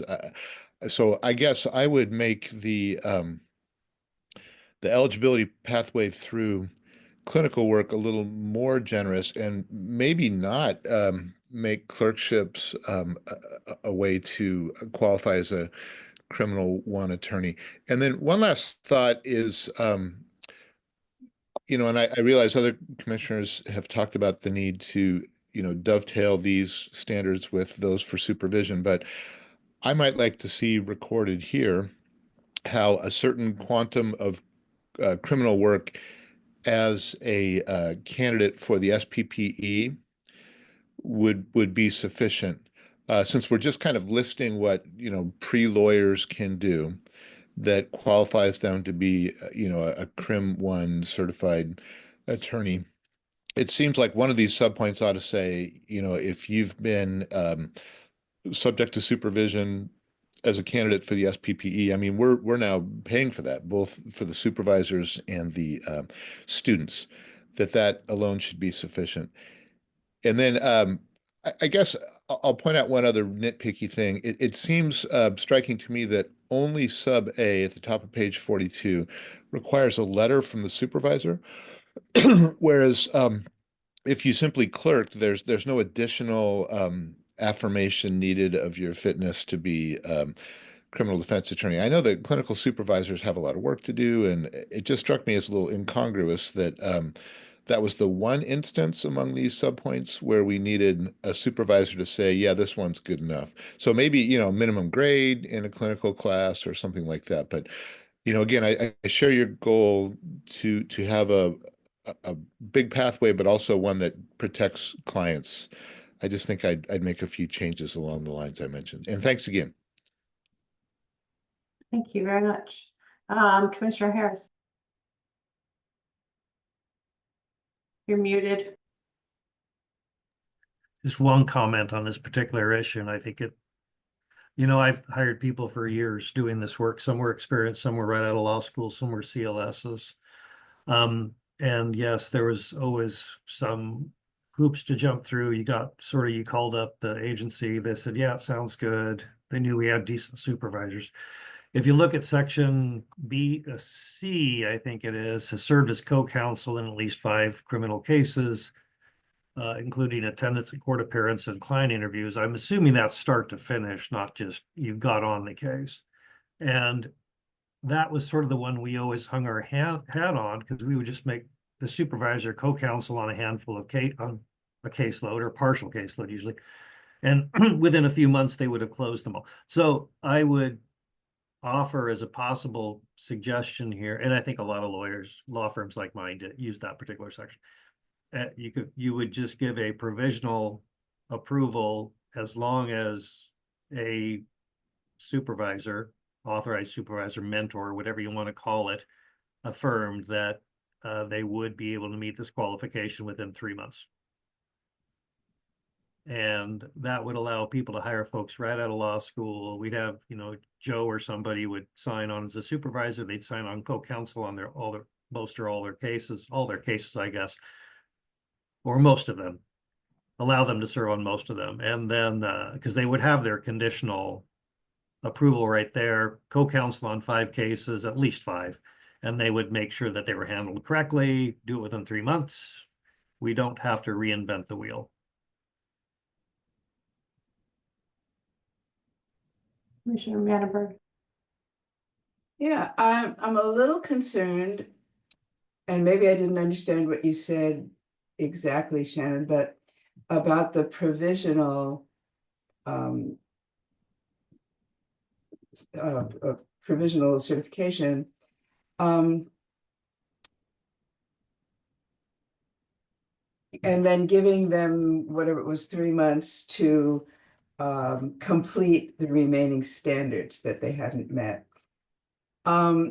Is there some ranking of which standards are focal and which standards are more peripheral? In other words, is there a ranking of importance in those standards in terms of which are the most crucial for competent representation. So I assuming that it's not just a supervisory thing, as Rob was suggesting, if the provisional lawyer level, criminal level 1 is representing somebody during those 3 months, how are we ensuring that that representation during the provisional period is competent?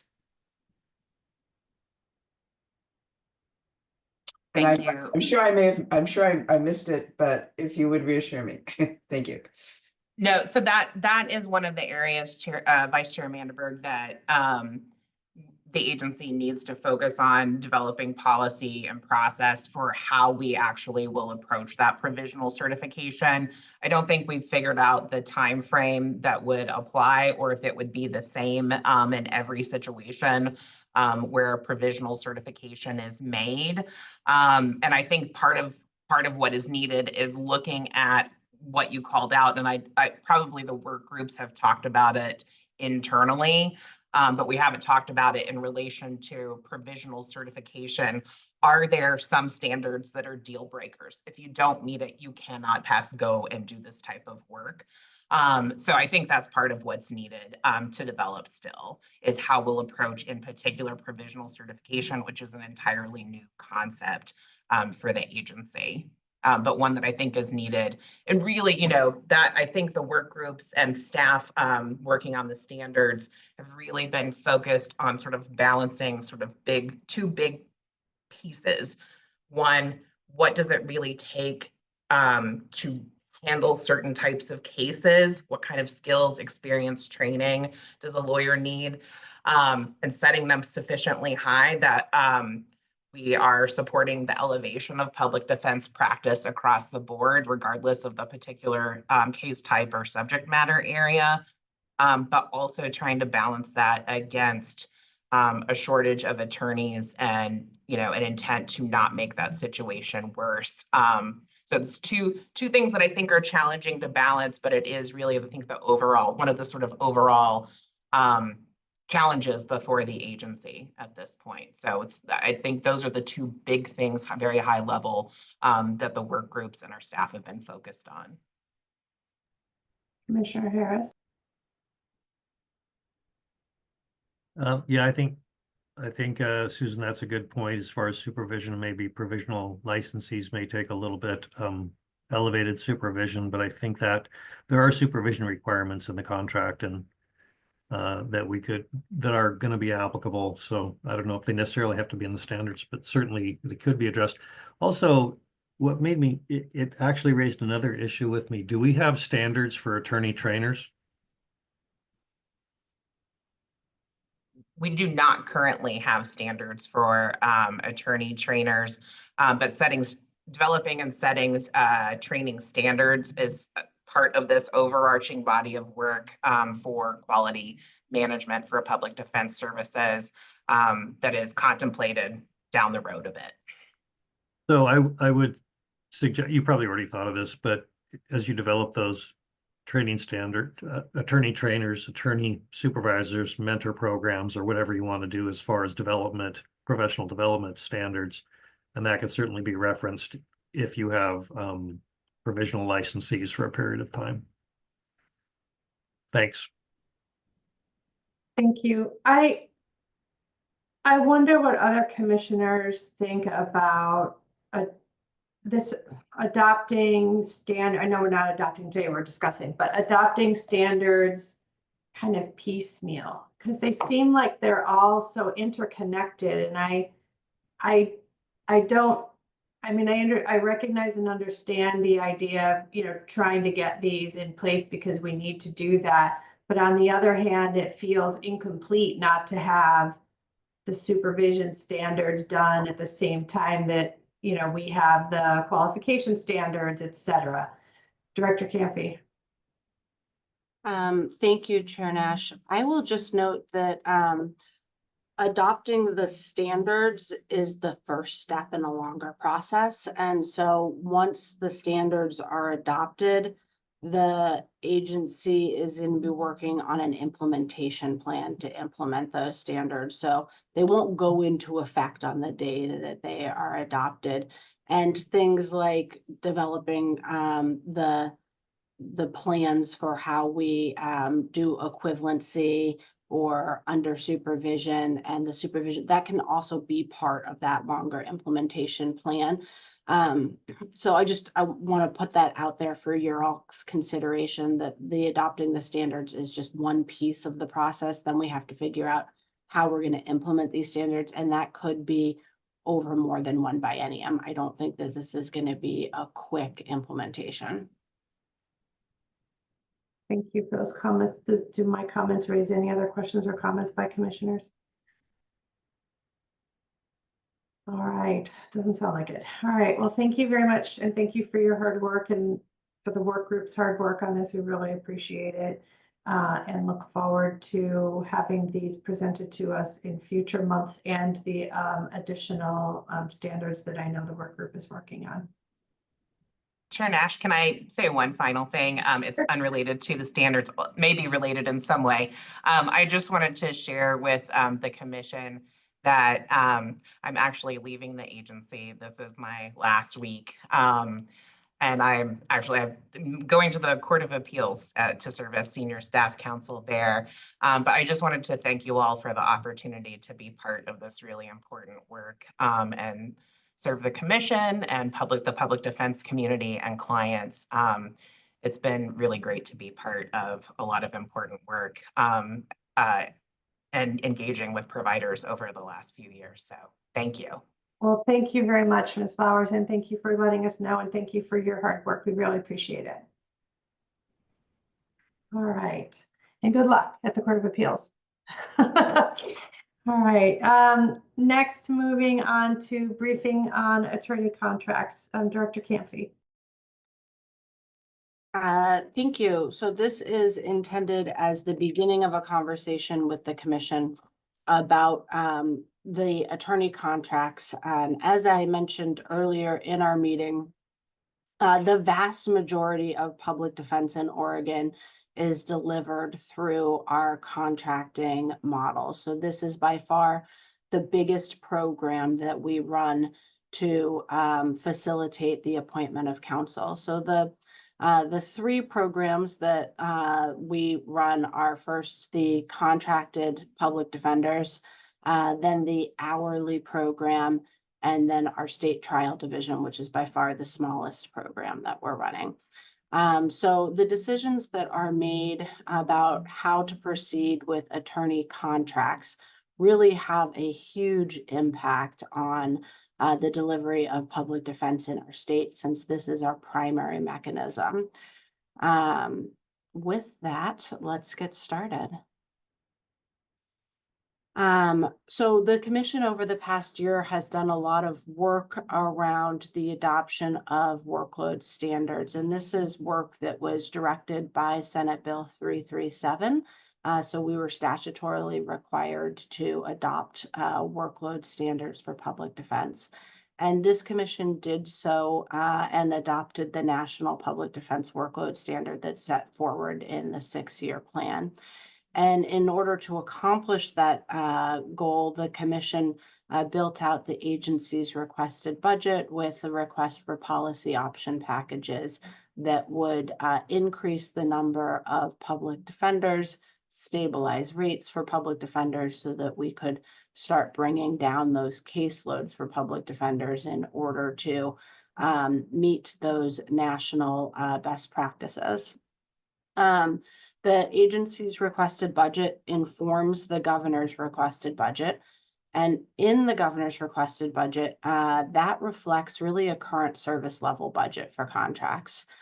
So we are not seeing in that budget those increases in order to implement the workload standards, the National Public Defense workload standards that were initially drawn out for our contracts. So that leaves us in a position of saying sort of, what do we do now? And we have a few different approaches available to us for how we're going to move forward with our contracts under a current service level budget environment, which is the environment that we find ourselves in. Next slide.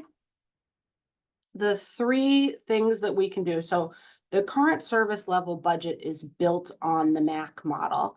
The maximum attorney caseload standard is essentially the unit in which we are currently buying contracted public defense. So because we are not anticipating increases in our contract budget, we could continue with the exact same model because it is the exact same budgetary framework. And I say that, but there are some caveats. While we are not seeing inflation or services and supplies in our current service level budget moving forward. So there are ways in which it actually is a reduction, a reduced budget for our contracts. So we could continue with the MAC model as is. We could work with the MAC model to make improvements to that model, to update some of the biggest problems that we have heard articulated about that model. Or we could attempt to retrofit the National Public Defense workload model into our current service level contracts. Those are kind of the three options that we're looking at. Next slide, please. The first model would be really no change with our contracts. That's the easiest thing for us to implement, but it comes with a lot of costs in terms of the lack of improvements and continuing to move forward next biennium with all of the problems that exist within the MAC model. Next slide.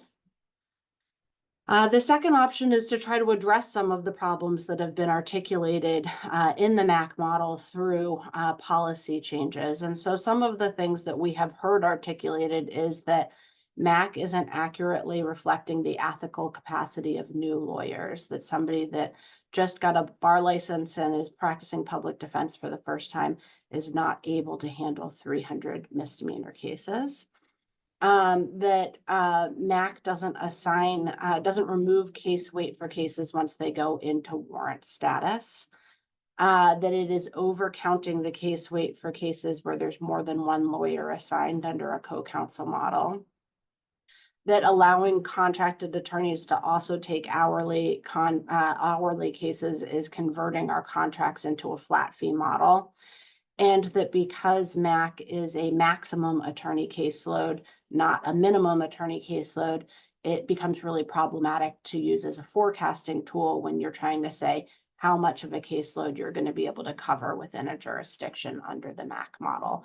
So those are some of the common problems that we have heard articulated that we could attempt to address through policy changes within the MAC model. Next slide.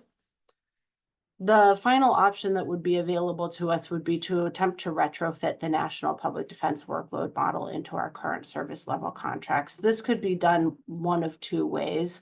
The first way would be to take the forecasted caseload, multiply it by the number of hours per case, and then divide it by the number of lawyers that exist within our current service level budget. We anticipate, and it's written out pretty clearly in the Moss Adams 6-year plan, that would result in an expectation that contracted lawyers work about 280 hours annual. Sorry, 2,880 hours annually. Were we to take this route, I think it would be. I think there's a lot of lawyers that wouldn't want to contract with us to do that many hours. The other route that we could take would be to take the forecasted caseload, multiply it by the number of hours per case, and then divide by the expectation of annual hours. So we could divide it by 2,080 annual hours or 1,578 annual hours. That would tell us how many lawyers we need. But we don't have funding in the current service level budget in order to increase the number of lawyers under our contracts. So we would be acknowledging that there would be an unrepresented person moving forward that was unaddressed within the current budget. And given that it is the top priority of this commission and of the agency to address the unrepresented persons crisis, that model does nothing to move that priority forward. So the agency's recommendation to the commission is to seriously consider option number 2, looking at policy changes that we can make within the MAC model to address some of the known problems with that model, while still working within our current service level budget. Next slide, please. So I've listed out some potential changes for the commission's discussion, consideration, as well as articulating next steps. So some potential changes to the MAC policies could be to lower the maximum caseload for lawyers in their first year of practice, to apply partial weighting related to early termination, late arrival, and co-counsel cases, to reduce our vacancy funding, to limit the hours that contracted lawyers can bill on hourly cases, and to update enforcement mechanisms for utilization more than 15% below the maximum attorney caseload standard. Looking more at that first policy, Mara, could you go to the next slide? The problem that we would be looking to address is that many first-year lawyers can't ethically represent 300 misdemeanor cases. And as a result, contractors who focus on hiring our new classes of public defenders reflect a decreased MAC utilization rate, or they are having to compensate by having other lawyers in their firm handle more than their MAC standard to make up for the lawyers that aren't able to handle the 300 cases. If we were to decrease the number of misdemeanor cases that a new lawyer is expected to handle in their first year, we think we would have more accurate MAC numbers. Our utilization data would improve, but it would decrease the contracted capacity and could increase the number of unrepresented cases, unless that is paired with policies that increase contracted capacity in other places. So if this was done as a standalone policy, it could create an increase in the number of unrepresented persons. Next slide. Partial weighting. So under our MAC model, we currently assign all the case weight at the time of appointment, and we only use partial weighting for cases within the first 30 days of appointment.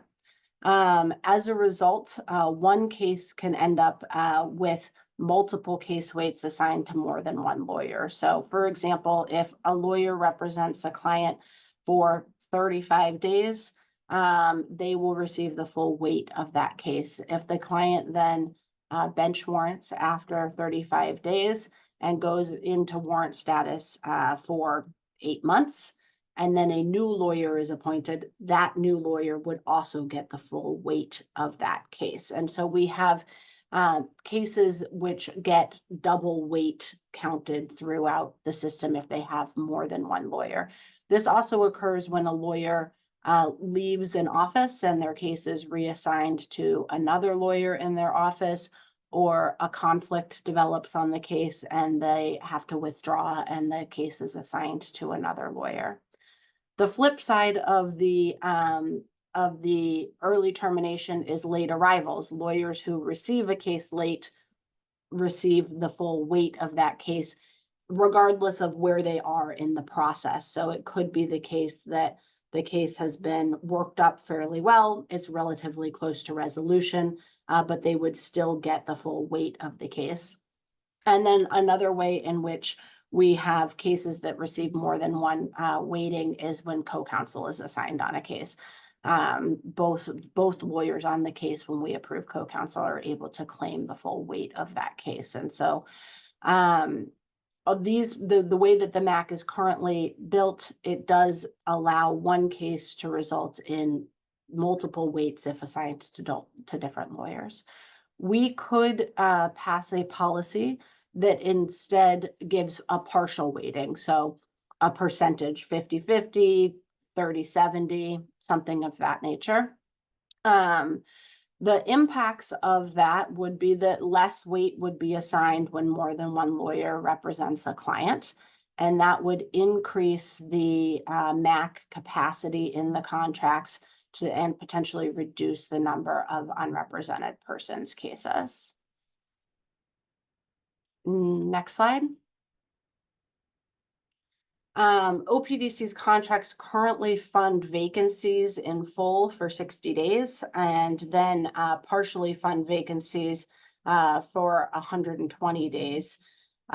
What this does is it commits both financial resources as well as position hiring authority to a provider for the period of time that the vacancy remains funded. So not only does that provider get the money for the vacancy, either in full or in part, but also they have permission to fill that vacancy so that we are sort of stuck with not being able to have that vacancy filled by a different provider in another part of the state or even in the same jurisdiction that maybe has somebody they could hire right away.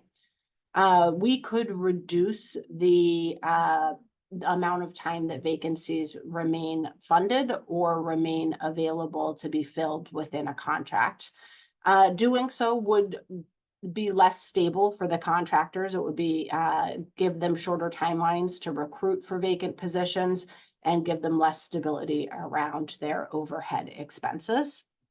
However, it could increase the MAC allocation to providers who have lawyers that are ready to take cases and result in a reduction in unrepresented persons cases because we would be more nimble and able to fund people that are ready to go to hire new lawyers and to move those resources to parts of the state where we have a more urgent need. Next slide. We could limit the ability of contracted lawyers to bill on hourly cases. So currently, we allow contracted lawyers who have met their maximum attorney caseload under the contract to then accept appointment on cases hourly. And when they do that, they have to file a affidavit essentially with the agency, a declaration that says, I can ethically represent this client on this case hourly.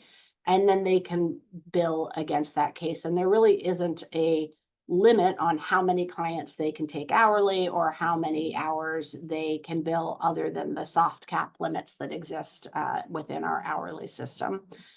The criticism is that creates a system that on a systemic level incentivizes people to underrepresent their contracted clients so that they have the ability to receive the full payment under their contract and then bill cases hourly. So restricting the number of hours available would create greater oversight and improve our ability to budget, forecast our budget for our hourly program. However, it would be essentially a cap on lawyers' ability to do hourly work if they were under contract with us. So we would anticipate that it would reduce the number of hourly cases that lawyers accept appointment on, which could potentially increase the number of unrepresented cases in the system. Next slide.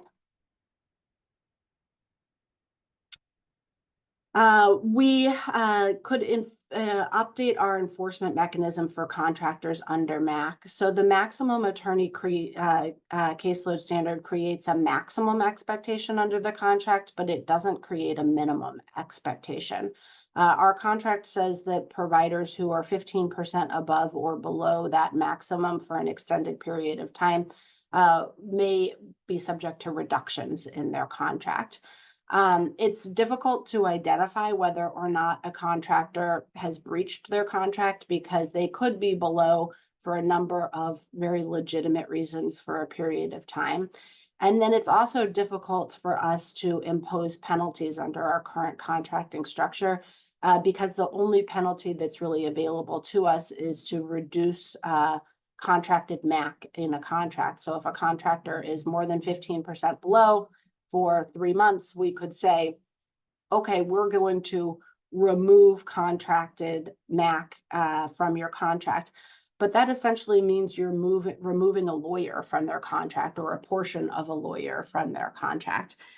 which is not the most useful enforcement mechanism when we have a shortage of lawyers practicing public defense in the state. Removing the ability of contractors to have lawyers in their contracts has the effect of exasperating the problem rather than addressing the issue. So that makes the penalties that exist in the current contracts very difficult to impose. We could create a policy that set an expectation that attorneys would accept the maximum number of cases under the contract. That would improve our ability to use the contracts as a forecasting tool to say how much caseload is going to be covered through the contracts. And it would create more accountability under the contracts. It would be easier for us to say, you know, that compare one provider to another provider and have equal treatment. However, there's risks associated with this. It could result in higher rates of lawyers leaving public defense if they say these contract maximums are too high and I am not going to continue to practice public defense at this rate. So we could result in having more lawyers leave.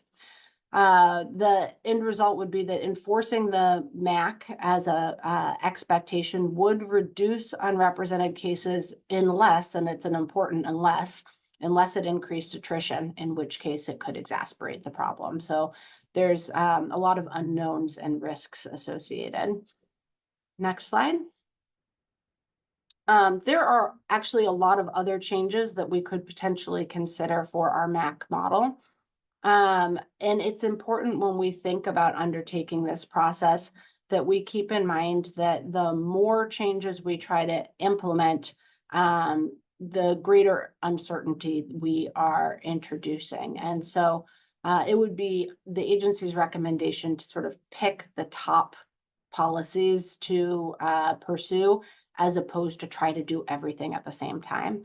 So other potential policies, currently our contracting is based on attorneys' qualification level. So whatever they are qualified to take, that they are willing to accept appointment on is the level at which we contract with them. That can mean that we are over contracted for the most serious crime types within a jurisdiction. So we could change and based on our contracting on the qualification level forecasted for each county. We could change our contracts to be based on years of attorney practice instead of on attorney qualification. We could impose caseload standards for contracted investigators. Some of our contracts do have investigators and there is not a caseload standard associated with that. We could fix the universe of MAC that people can contract for. So right now, contractors contract for a high variety of amounts of MAC, 0.98, 0.72. So there's just a lot of variety there. We could make that reduce the amount of variety and say contractors have to contract for a certain amount. I think the caveat of doing that would be we do have contractors that contract for some amount of criminal and some amount of juvenile, and they're in balance with each other. So they may be doing full-time public defense, but under more than one contract because they have more than one practice area. So we would want to make sure that we were being mindful of not creating problems in a different area of public defense. We could move the caseload reporting earlier in the month. That would make it easier to enforce the contracts if people are underutilizing. We could remove the contract provision that gives extraordinary case credit for particularly difficult cases. We do not have a similar contract provision that removes credit for cases that are simpler to resolve. And we could implement other changes as identified by stakeholders. I heard Director Wilson today talk about protected leave.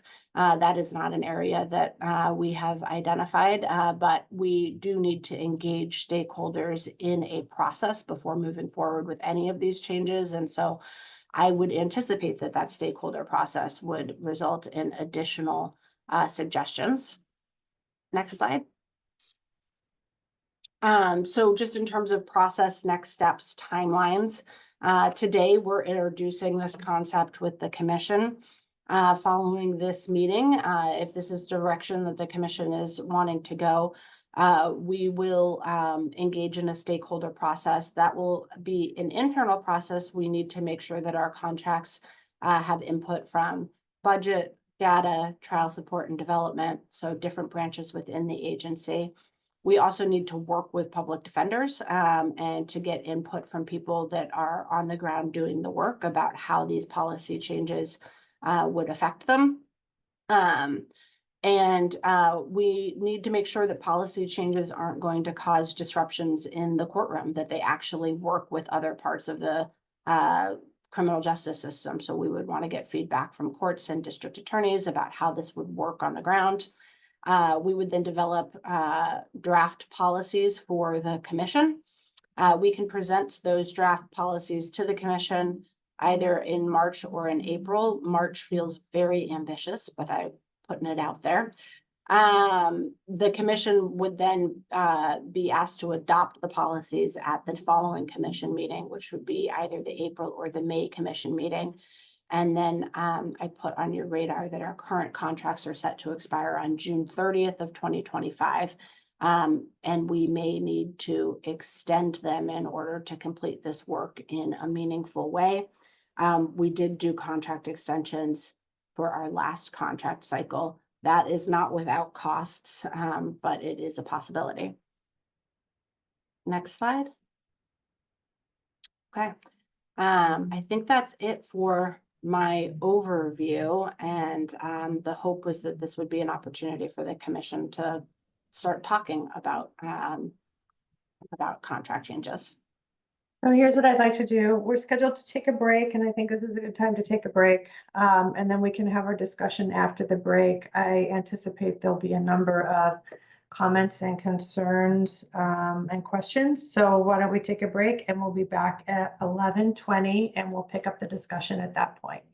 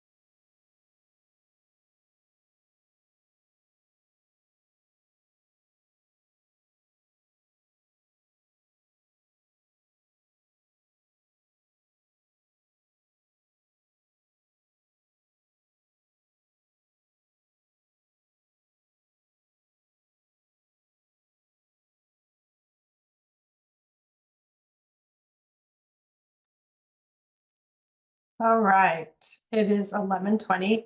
We are back from a break.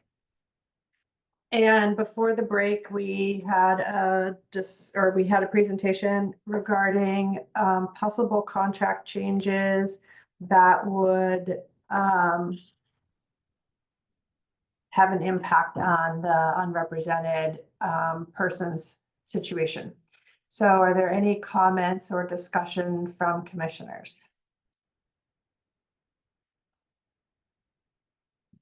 Commissioner Harris. Thanks. A lot of these were discussed at our work group, I know. So I appreciate this actual pretty good summary of, I think, the change that we're most interested. I think clearly, to me, option 2 is the route to go. The potential changes, I do agree, whether it's the first 6 months or the first year of a practitioner's career, they should have less than a maximum of 300. It should be more like 75 or 80% of that. They probably should still get paid full amount because they still need to earn that salary though. Partial weighting and co-counsel, I mean, I'm fine with that. I know there have been some law firms that will say you get 50% when you're assigned and whoever closes the case gets 50%. So that would be a 50-50 credit. So you get the whole thing as long as you open it and closed it. It would also encourage as a lawyer to work out any issues with their clients and not just let the client say you're fired and walk away. I'm not saying that happens a lot, but it would encourage lawyers to maintain a good relationship with their clients. Co-counsel, I guess you could do 75%. That would give you some savings. And there is some savings with co-counsel, but usually they're co-counsel because they are more complicated cases as well. Vacancy funding, I never quite understood why you didn't cut 40% right as soon as the vacancy occurred, since 40% is about the cost of your employee and you're not paying that employee anything at that point.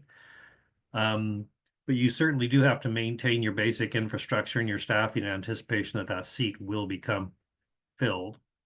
So I would definitely take a look at redoing that continuation funding. And I guess within 120 days, you know, at some point, if they've decided they are not going to fill that position, then obviously that continuation funding probably should be terminated as well. But I think you should look at immediately withdrawing, or maybe a week or two withdrawing, because there may be some severance or something, but at least the salary portion of the lawyer who is left. Limiting hours on cases, we talked about that work session. I think that has some merit. I wouldn't be too strict on that because there are some lawyers that want to work longer hours. But there's probably a formula to be had.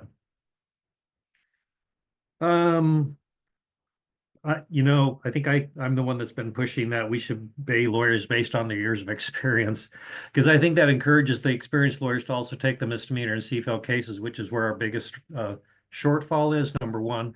Number two, those lawyers can probably handle those cases quicker, more expediently than a brand new lawyer. And that's what they should be encouraged to. And then they can actually take more cases as well and accelerate the decrease in the unrepresented of the lower level cases. Because otherwise you're incentivizing these lawyers just to take the more serious cases. So and also it wouldn't mean you had to amend the contract every time somebody leveled up. If you said, oh, you know, 0 to 5 is one level, 5 to 10, 10 to 20, 20 plus, whatever the numbers are. You wouldn't get rid of the qualifications, by the way. The lawyer would still have to qualify to be able to assign that case, but it's just the pay grade would remain based upon their years of relevant experience. One thing you could consider doing, I think I talked about this some years ago, but give a bonus payment to any lawyers that are taking 1.0 MAC that become full-time lawyers. So that would apply to any lawyer, whether they're a nonprofit or a private bar. Just give them a bump if they're willing to go ahead and devote their entire career to public defense. Oh, and the one question I had, are you saying, Jessica, that there's no money for any increase in rates, or is there going to be an inflationary rate, or is it just a zero-sum game for everybody? The governor's recommended budget removes inflation across the entire agency. So there is no inflation in our contracts or anyplace else in our budget. For state employees as well? That's correct. We know that hits private bar and public defenders much harder because their costs for insurance continue to go up. Their cost for rent continues to go up. So they're in a negative situation as far as the dollars they're going to have to put into wages. So that's really not good. I guess it does. The reason I asked is because I didn't know whether just like doing a continuation of the current contract would be a good or bad idea. But I guess if there's no dollar increase, I'm not as concerned about it to push that back a little bit. I'm disappointed about it, but not as concerned about when we get the new contracts done. Those are my only comments. Thanks. Thank you, Commissioner Harris. So I first want to acknowledge and appreciate the really difficult position that the executive director is in particular, and the agency as a whole. Now that we're in the executive branch, we have a lot of constraints around, and especially the executive director, about what she can advocate for or discuss, or there's not as much room to talk about those things. But I feel like this is a real step backward. We have spent, we've acknowledged as a commission that the unrepresented issue is a symptom of an overall problem. And the symptom of the overall problem is a historic underfunding of public defense for decades, and a great deal of attrition due to high caseloads and low pay. Now, we can talk about all of the small things that have contributed to that, but that's the big, broad overview that we can, I think everyone agrees with, no matter what your political leanings or your anything. Everyone acknowledges that no public defenders are getting rich and have, 5 or 10 cases that they're getting a bunch of money to take. Caseloads are high, pay is low. All of these contract changes that we're talking about, the net effect is it's going to increase the caseload. That's the reality. We already adopted a model where we agreed that the 300 weighted misdemeanors are too high. And now we're talking about how to increase that as a practical matter. And we already heard that the budget is flat, which means we're going to increase caseloads and decrease pay.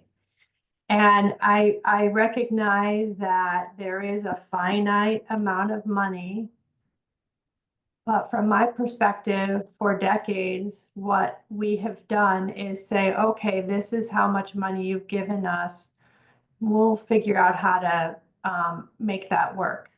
And what we've ended up with is the unrepresented problem, which, let's be clear, is in 6 counties. And we're talking about statewide changes to contracts to solve a problem in 6 counties.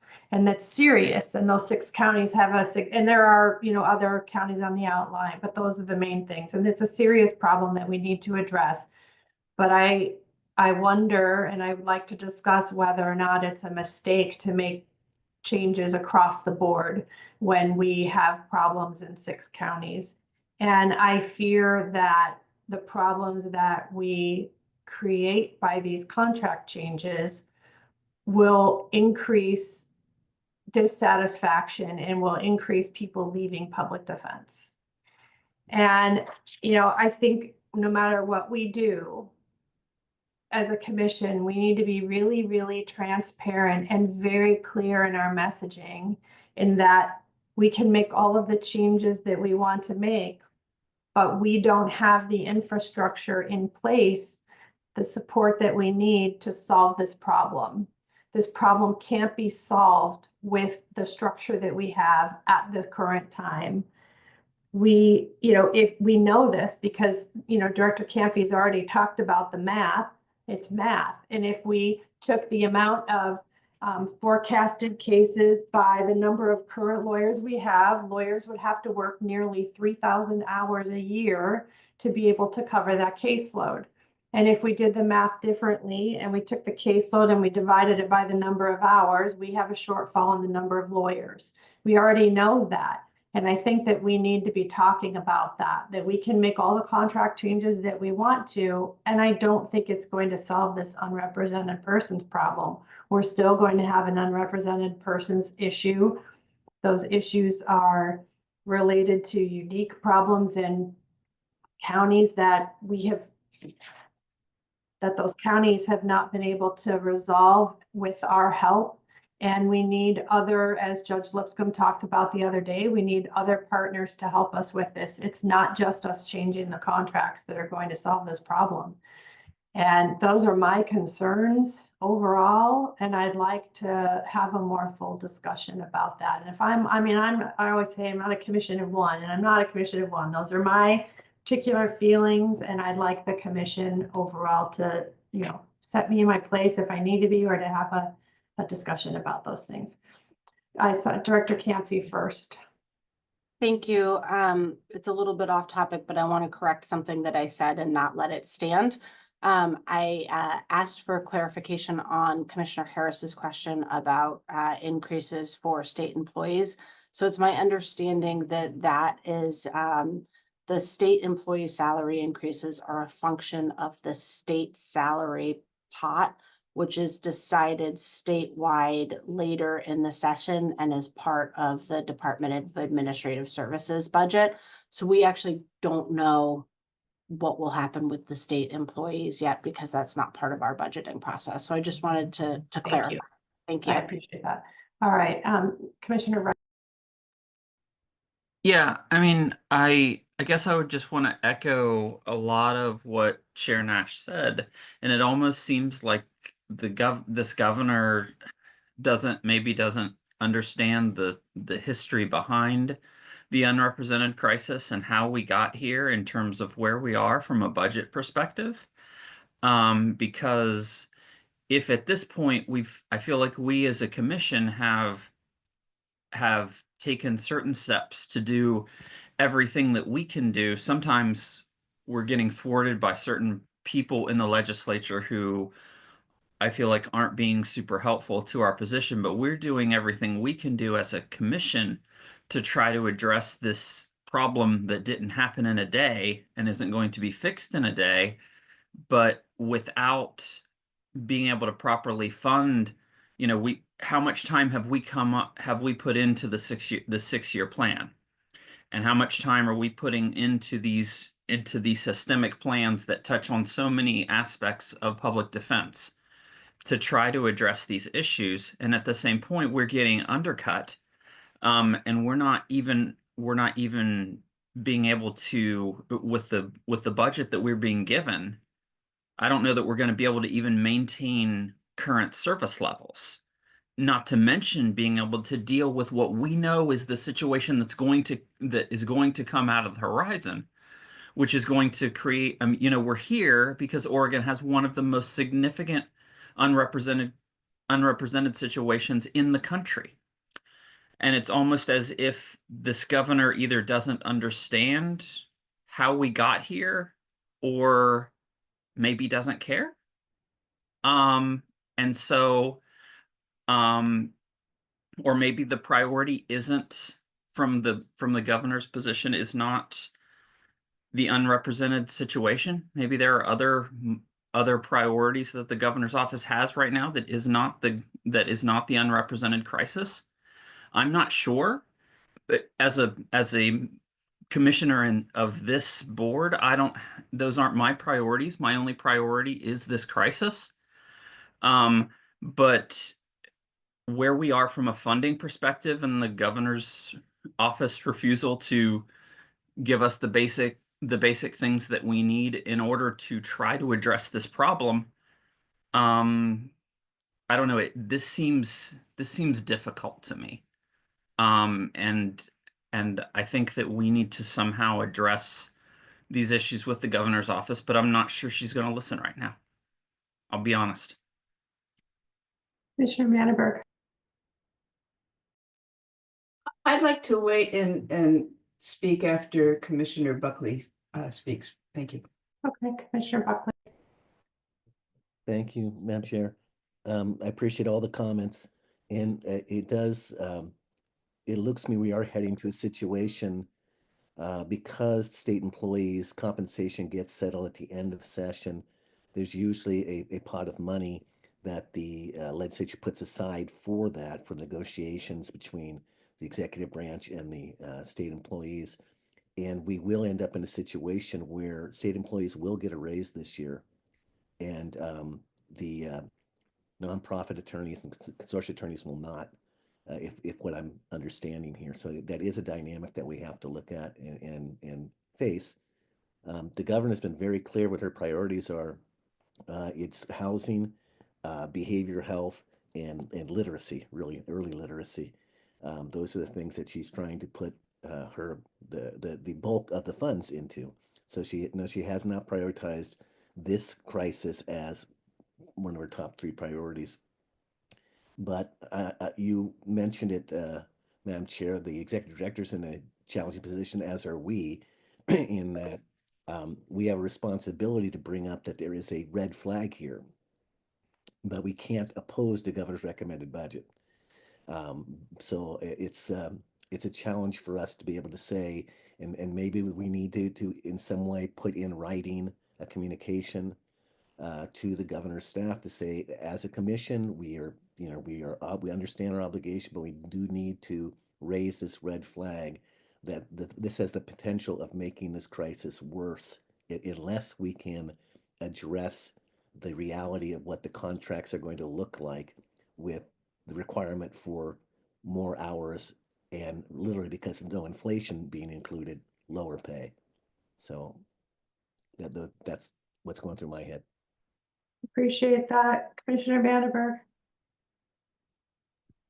Yeah, so I hear frustration on the part of people who've been on this commission over the last year, at least, in terms of the amount of hours we put into coming up with a 6-year plan that is now evidently rejected for no reason that we understand. So it is frustrating. I share the frustration.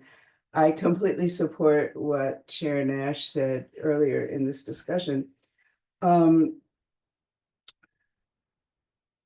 If we were to write the kind of communication to the governor, and I would say to the governor, not just to her staff, that Commissioner Buckley recommends, one of the things I would like to ask is what the governor's vision is for public defense in Oregon. We can try to infer that vision through her budget, but inferences may not be accurate, and we have incomplete information. I would like to know what she sees public defense looking like in 5 years. How is it funded? How is it provided? Is her vision that we have only public employees and a panel similar to the federal panel, cutting out private nonprofits and consortia? Or does she have some other vision? Since we're in the executive branch, evidently our duty is to further her vision. We can only do that if we know what her vision is. And it would be useful to have some kind of articulated statement about where she thinks we should be going so that we can figure out how to get there. In the work group where we talked about these issues, one of the things that came up, and I think Judge Lipscomb is the one who suggested it, but I would support it. We can't do this alone. Right now, it sometimes feels that the Public Defense Commission's main function is to be an entity that everybody else can blame for not solving the problem. And I don't love being in that position. Obviously, we need the help of the governor, we need the help of the legislature, we need the help of the courts, and we need the help of district attorneys, because they're the only ones who are in charge of the demand. They present us with the cases that they file, and we are left to deal with finding lawyers to represent those people. So one of the things I heard, I think I heard in that work group, is that some kind of work group that includes representatives of all of those entities, and I could list them out again, to talk about how we can work together to address these issues. Obviously, the issues are not just the number of unrepresented people. The issues are the fact that the state has a limited budget with a lot of demands. So that's something that has to be resolved, and we cannot resolve that ourselves. So some kind of work group, similar maybe to the legislative group that came up with with 337 a couple of years ago, would be one way to start a process of actually addressing the problem as opposed to assigning blame. And that's what I would like to see. Thank you. Commissioner Wright, do you mind if I call Commissioner Leininger? Okay, Commissioner Leininger. Thank you. Some people have made really good comments that I won't repeat, although I think some of these macro level comments are really wise. I thought I might zero in on the question. So first of all, I really appreciate how Executive Director Camphy did exactly what we asked at the work session and came up with really precise policy alternatives to modify the second MAC model. And so one that I hadn't focused on until today is this notion that maybe there should be minimum expectations for caseloads. And I know that Director Camphy presented that pretty tentatively, but I just wanted to share my concern that I don't think that's a good direction for us. I do think, and I heard her say this, that, or maybe Chair Nash said, it might discourage people from wanting even to be in the business of taking on our cases. And I think that's such a concern. The complete attrition of attorneys from this category of work is one of our biggest problems. And then as one who teaches legal ethics, I really think it's going to be impossible to come up with minimum standards that are consistent with, duties of competency. I just don't think you can sort of legislate a minimum workload and then separately say, unless that impairs your ability to provide effective assistance of counsel. I just think that's inconsistent. So maybe the inducement that Commissioner Harris talked about, which is that people who have a full caseload might qualify for some extra bonus, would be the best way to go about it. But I really feel uncomfortable, at least so far, with the notion of minimum caseloads. Thank you. By the way, I have to leave in just a few minutes. We have a dean search going on, and I have to leave in just a few minutes. Thank you. Appreciate that. Commissioner Wright. Sure. So I guess I want to zero in actually on something that Vice Chair Mandenberg talked about, where she was asking that essentially what the priorities of the governor's office are, and so I guess I have a question for the committee and maybe the chair about, is this commission, are we an independent commission, or are we just here to do the governor's bidding? And so I guess I'm just wondering that. Are we here to come up with options and strategies to try to accomplish public defense, or are we just here to execute the vision of the governor? And I think I need to understand that. I think we need to understand that. I think the public needs to understand that. Yeah, thank you for the question. I mean, the way this is statutory, and I understand the question's provocative for a reason, but the legal answer to your question without that part is that we are at this point an independent commission. We have So right now, for 2 years, the executive director can be hired or fired by the governor. After 2 years, that responsibility falls back on the commission. Commissioners can be removed for malfeasance, things like that. We have the ability to to submit and advocate for an independent budget, independent of the governor's office. However, as a practical matter, if we chose that route, we would be, well, we're a unicorn in that regard. We're the only executive branch agency that has that ability. And if we chose that route, we would be completely on our own with no support from the Department of Administrative Services or any of the other budgetary structure that we have. In fact, they would be actively opposing our budgetary requests. We are a subordinate agency to the governor. She is our head, for the lack of a better way to put it. So this is all new territory. We're 6 weeks into this, and it's difficult to navigate. I mean, there's the legal answer and there's the political answer, and it is difficult to navigate, certainly.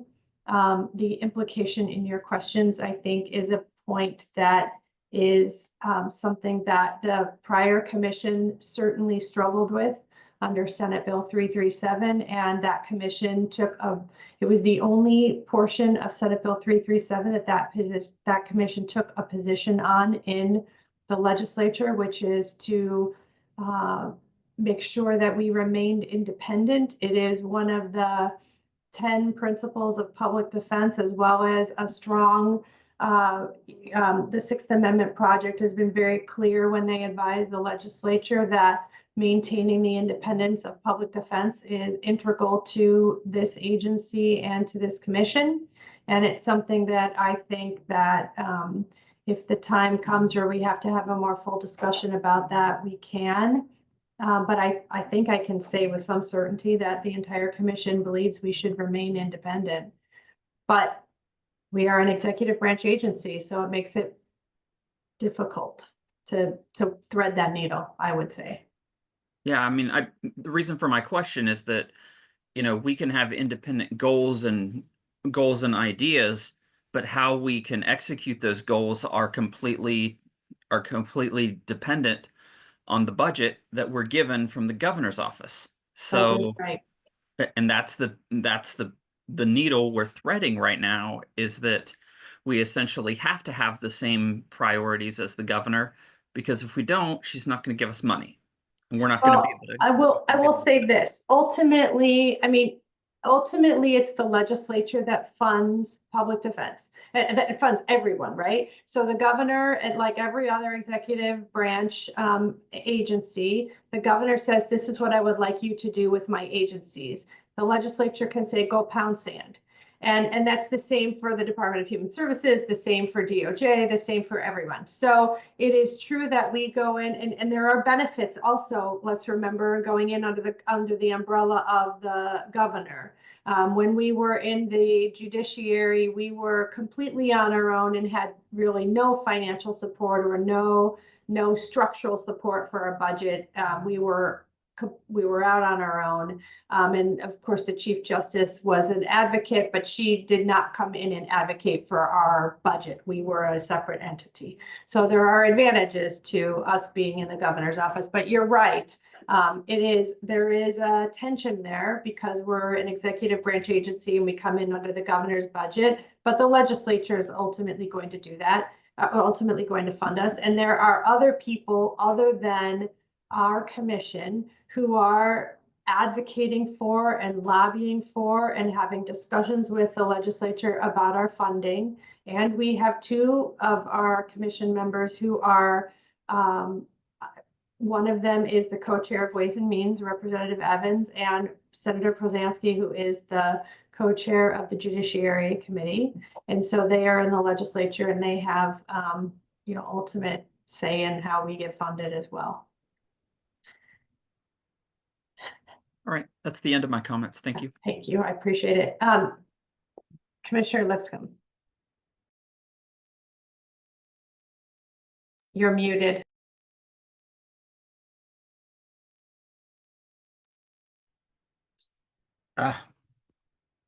So I've only been with you folks for just about a month now, and I don't have all the answers. I don't have any of the answers, but I would reflect that my perception is that we don't have any control over our influx.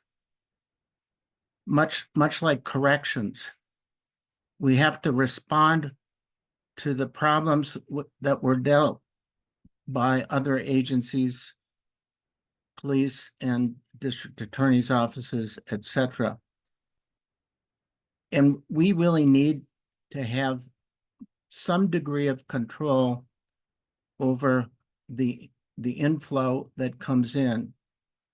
And it can be informal through our relationships with the district attorneys and with the legislature and with the judges, or it can become more formalized. And I don't know what the answers would be if we spent more time talking to the other agencies, particularly the ones that share our problem, because it's nothing that we can solve in isolation. So we need the assistance and understanding of other entities. And I would put the DAs first, but I would also involve corrections. And you know, it's a big enough problem that we're going to need lots of people coming together to solve it. And I won't say any more right now, but that was my perspective when I was on the outside, and it remains my perspective today, only it's been underscored. When you look at where our volume of cases is coming from on that graph we showed early today, the big bulk of it is misdemeanor cases. So the tail is wagging the dog here. And we need to find another solution to misdemeanor cases, at least those where the district attorney's office has chosen to leave people in jail for as much as a month on a misdemeanor. That just seems remarkably stupid to me, because then when they finally plead guilty and come before the court, they get sentenced to time served. That's a really, really inefficient use of resources. And so I'll say no more today, but that's kind of my perspective on where we are and how we're going to have to move forward if we're going to get a handle on this problem. I think your comments are very well taken and spot on and very much appreciated. Director Camp. Thank you. I heard some ideas from commissioners around working with courts and district attorneys and public defenders to think about global solutions to the unrepresented persons crisis. And I just wanted to note that the governor's office has leaned in this area, that over the summer they started convening work groups where they brought together commissioners, legislators, people from the governor's office, DAs, public defenders, the courts, to start talking about those types of solutions. So that is an area where the governor's office has invested time and energy in trying to help us find solutions of that nature, and is continuing to do so. So that's work that is ongoing. They've also been really supportive of our efforts to reach out to the 6 crisis counties and to try to work for targeted solutions that exist within those counties. I also wanted to note that while the governor's recommended budget is flat with regard to our contracts, there are significant investments in public defense that are in that budget.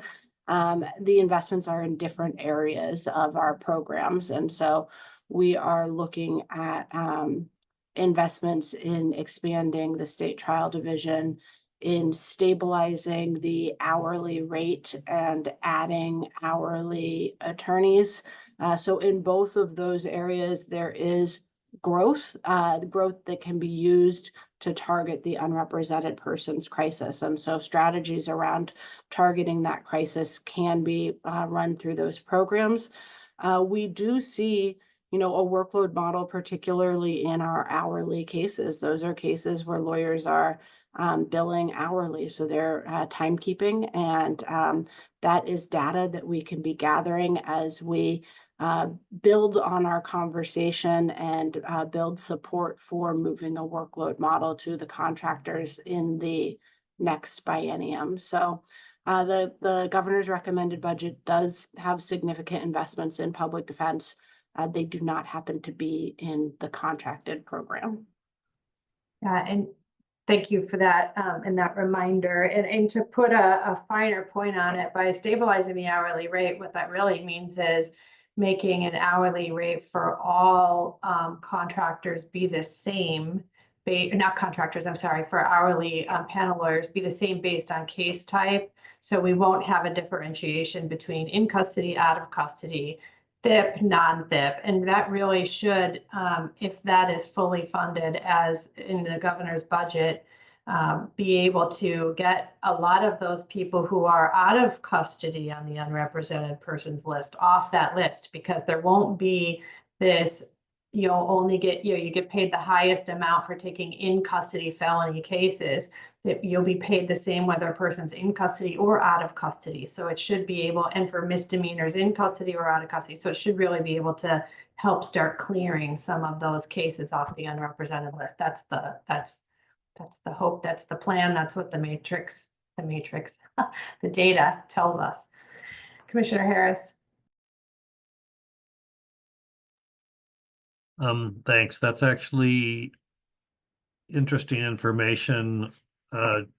Executive Director Campy, that there is more money being put into this budget, but it's going to state offices and I guess hourly lawyers. And hopefully your data shows how many cases they can actually take, although you'll probably lose some hourly lawyers if the hourly rate is reduced, which I'm assuming is the plan. But it seems like the most efficient, cost-efficient delivery system are the law firms and lawyers with contracts. Yet, they're the ones that are being that are given no increase. Decreases, effectively real dollar decreases with this plan, with the agency's plan. So that doesn't seem to make much sense to me. That aside, the other thing is our 6-year plan consistent or congruent with what the governor's office seems to want to budget? If it isn't, then what are we doing? Why do we adopt a 6-year plan that's not going to be in sync with the governor's thinking? So I question my decision to vote for that at this point. As you pointed out, we are a governor, the agency of the governor's office, the executive branch. Therefore, we have some limitations. So why isn't our 6-year plan in sync? Or is it? Maybe it is. I don't know. But man, this whole process is just raising a lot more questions than answers for me right now. Oh, I did have one other question, just to pivot a little bit. Is the money allocated into specific into specific buckets, like for juvenile, for PCR, for everything like that? So we don't really have the the ability to say, let's not do PCR. Let's make everybody just the same juvenile contract. We'll save 10 million bucks. Can't do that. No. Can't say we're not going to do dependency representation because it's not constitutionally required. And so we're going to change the statute. We're just going to wipe out all the dependency and use all that money to actually give people a COLA this year. Can't do that either, can we? Our budget is allocated into discrete buckets, and Ralph Amador presented on those budget buckets earlier today. in order to move money from one budget allocation to another budget allocation, there is a legislative process to do that. That legislative process is called a rebalance. And so, and it requires legislators to vote in favor of approving it. So it is not something that the agency can independently do. Yeah, so the tools you have to give increases, COLA increases or merit increases or whatever to contractors don't seem to exist, nor does the budget seem to exist currently, although that could change, I know, during the legislative session, if someone were to step up and propose something. It just feels like Groundhog's Day, you know? And this isn't, by the way, the first time we've had a crisis in public defense. I'm sure Chair Nash remembers 03, 04, but there was another one too. It was like, I don't know, it was the mid-teens or something, wasn't it? When we had another problem where we didn't have enough money to pay the contracts. And I think I said, well, let's just pay what we should be paying. But we can only buy 20 months, not 24 months. See what happens. They didn't go for that either. But it just feels like we're in a pickle. It feels like we can't do what we need to do, not only to address the short-term crisis, but also to implement a 6-year plan, and not even a 6-year plan that gets down into the national standards. You know, let's get a 6-year plan that gets down to 250 weighted caseloads a year, you know, from 300. Let's do a plan where the misdemeanors and the CFLs have increased weight, because we know that those aren't given enough weight, as we pointed out. But it seems like we're stuck with the same numbers. We're stuck with the same budget. And we're getting more cases, of course. Well, that's probably built into the CLS, though, I guess. Well, I mean, what are the options? To tell people the MAC is 380 now? I mean, I'm not sure what the options that we're being given here. And as very part-time commissioners, I feel somewhat lost on what to recommend to you right now, other than to say my first priority is to get everyone a lawyer. That's what I can tell you, you know, and I don't even care if it's a lawyer that, you know, is like an emergency room doctor, can stitch them up and send them on. Maybe that's where we're at. I don't know. I don't love it. But the other option is people sitting there for months and months without lawyers. So I would love to be able to enlist DAs and judges into this. My experience is they all have their own counties. They all have their own elected status. They all have their own ways of doing things. They feel very protective of their prerogatives. And it's very difficult to do it on a county by county. I'm not saying you shouldn't try. I'm just saying it's very difficult, and you might have some success, but I don't think we can bank on that as the long-term solution. So again, I feel somewhat lost as to what advice to give you other than focus on the unrepresented crisis. Good luck. Thanks, Rob. I want to make 2 comments before Commissioner Buckley. One is just a point of clarification. The governor's requested budget includes hourly rate increases consistent with what we requested in our POP 104. And that is $230 an hour for felony cases, $205 an hour for misdemeanors, $75 an hour for investigators, and $85 an hour for mitigators. So that is in the governor's requested budget, and if fully passed, that is what we've approved. That's what the agency will implement. That's what the hourly rate will be, and if custody status will be irrelevant. And then the other thing is, I just want to say that I want to go on the record as disagreeing with you, Commissioner Harris. An emergency room doctor, emergency room lawyer is not a constitutionally adequate lawyer. And we want people to have constitutionally adequate, appropriate defense, not any lawyer, because that's a denial of counsel the same way as not having a lawyer at all is. That's my opinion in my position. Commissioner Buckley. Thanks, Madam Chair. I appreciate the fact that the governor is agreeing to the POP, the policy option package that we did approve. That is greatly appreciated. That is a step forward. As part of the discussions that we've had, and you've been part of these discussions with the governor's office and legislators and district attorneys, I think we're still at a point where there's not an agreement on the root cause of the problem. we still get pushback saying, no, there actually are enough attorneys, or, that's not really the problem. And sitting here in Jackson County, I can tell you that's really, really the problem. We don't have enough attorneys. And I don't know how we can get consensus on this. We've done, we've done the studies that have been done, the national studies have been done, the studies by outside groups have been done. They all say the same thing. We don't have enough attorneys. When the courts did their crisis plans, each one of them said, we don't have enough attorneys.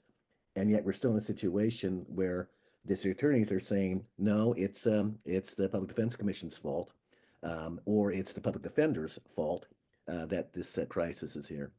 So I understand the frustration that people are talking about. I do appreciate Commissioner Manenberg's comment that the OPDC seems to be set up to be the one area that everyone can agree to blame, rather than how do we come together to try to find a solution.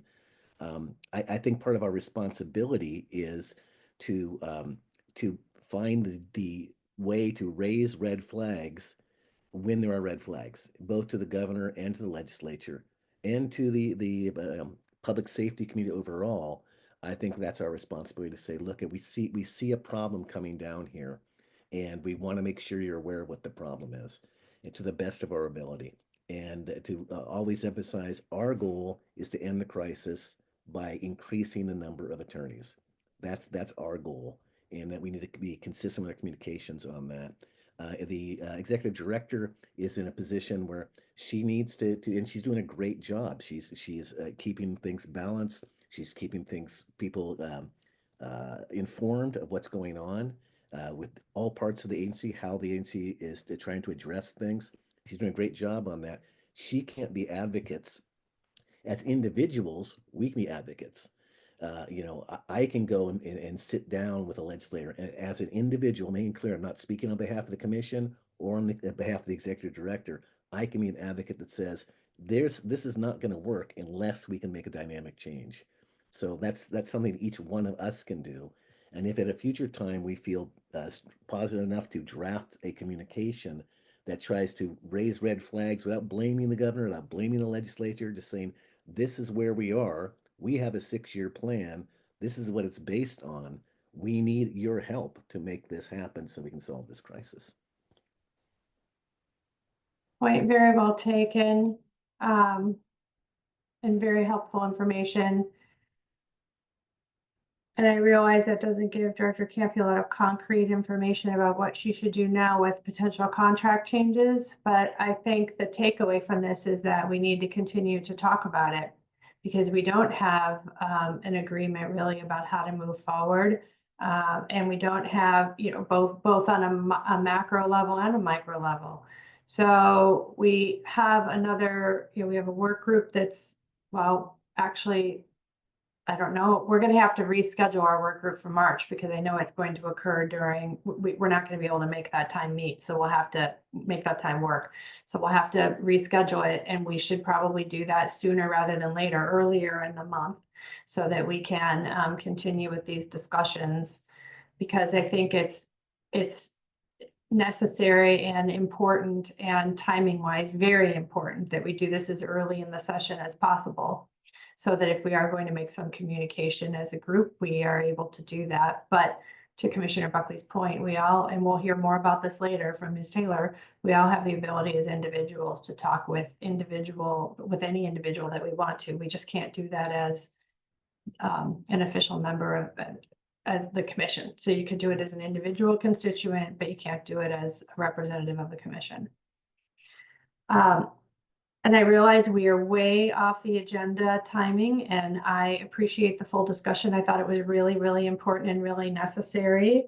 But what we're going to do now is we're going to just switch gears, and we're going to move to our local spotlight for Klamath County. We have presiding judge. Is it Janie or Janie?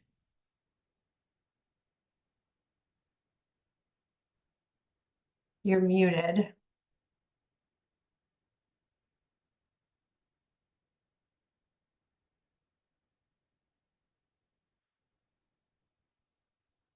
Okay, gotcha. Sorry. It's Janie. All right, presiding judge Andrea Janney from Klamath County, and I will Thank you very much for agreeing to join us. You got the tail end of a lengthy discussion we've been having about policy regarding public defense in general. And we appreciate the time that you've taken today to meet with us and talk with us about what's happening in Klamath County. So with that, I will turn it over to you. Thank you. Okay.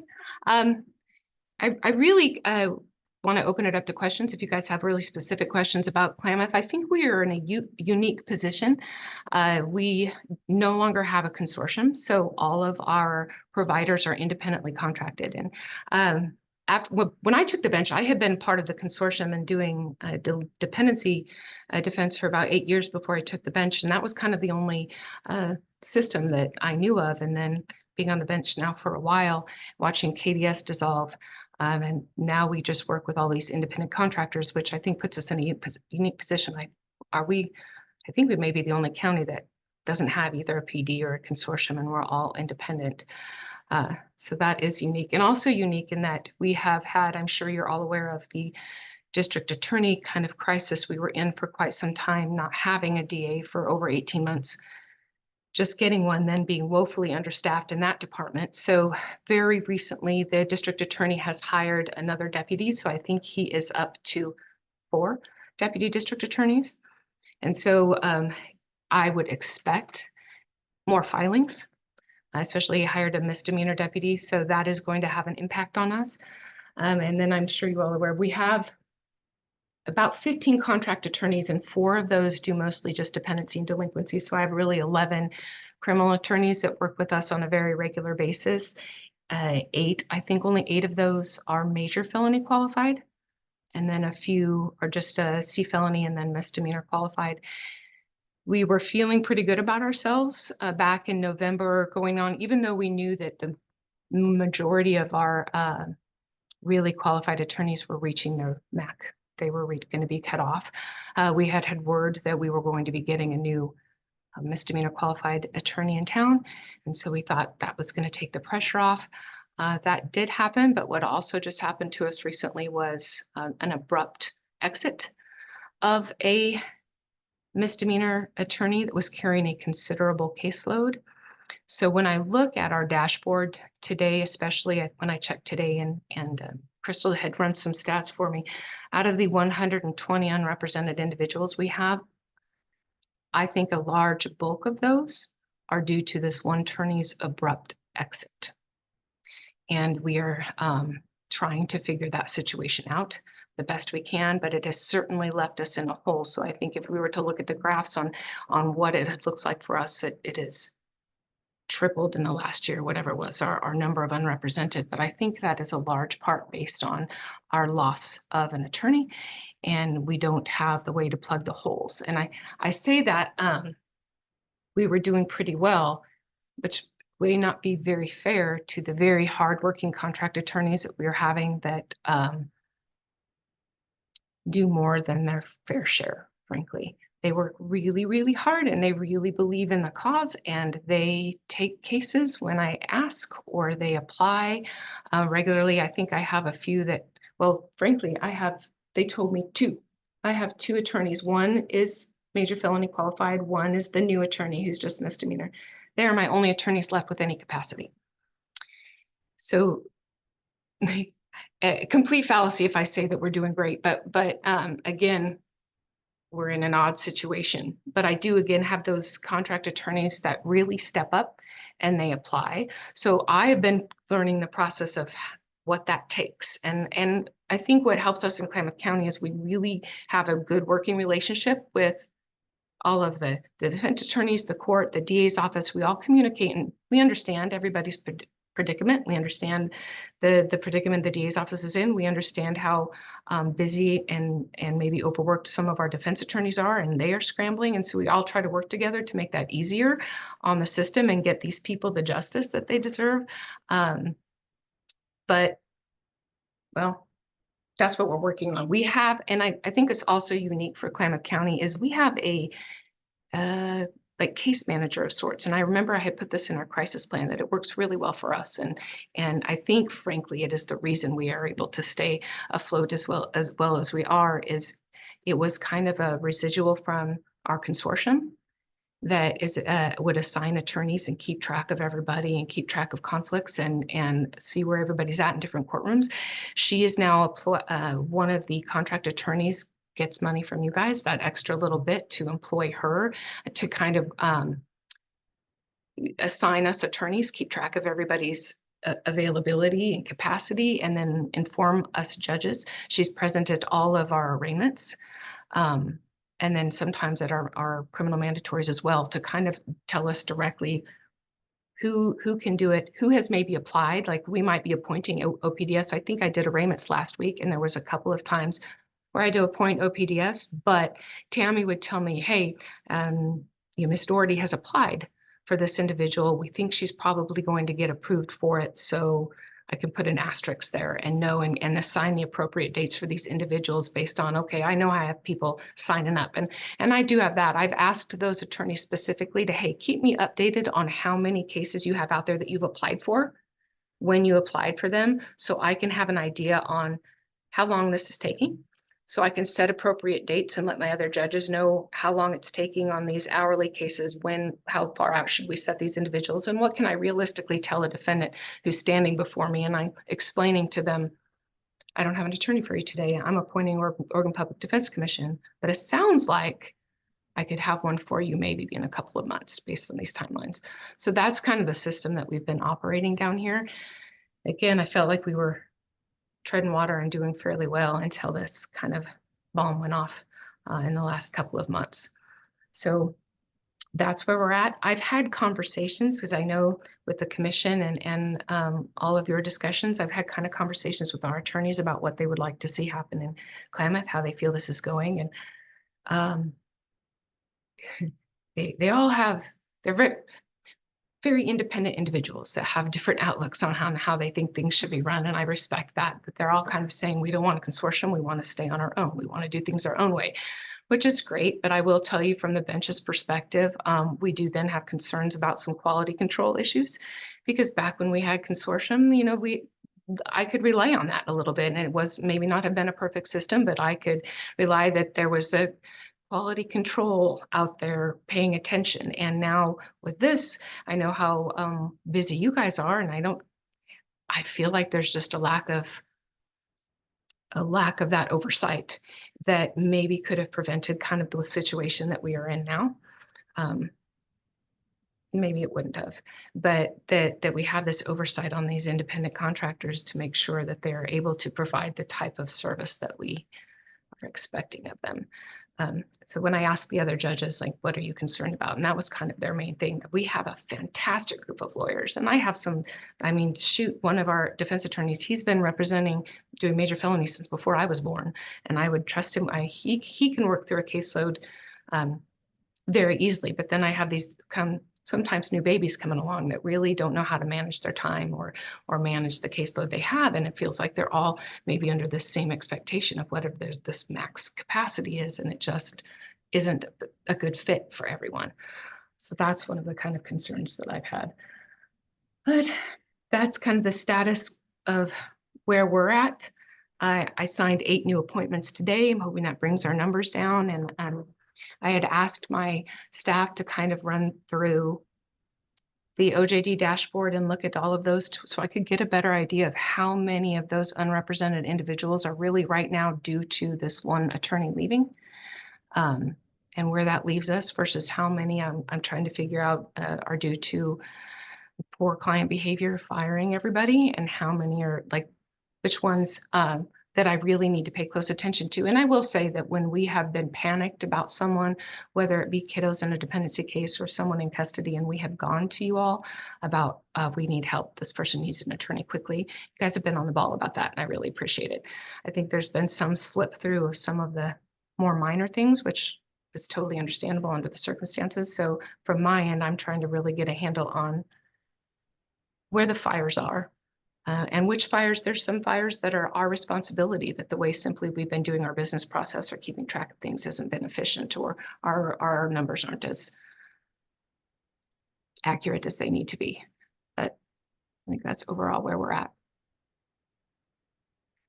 Does have any questions? Are there any questions? So Judge Janney, this is Jasmine. Hi, Jasmine. Lovely to see you.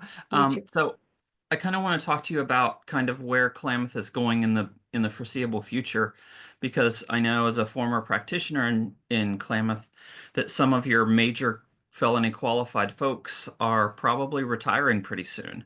You've got Mr. Studenberg, you've got the Costellos, and Mr. Studenberg, of course, is murder qualified, one of the few murder qualified folks.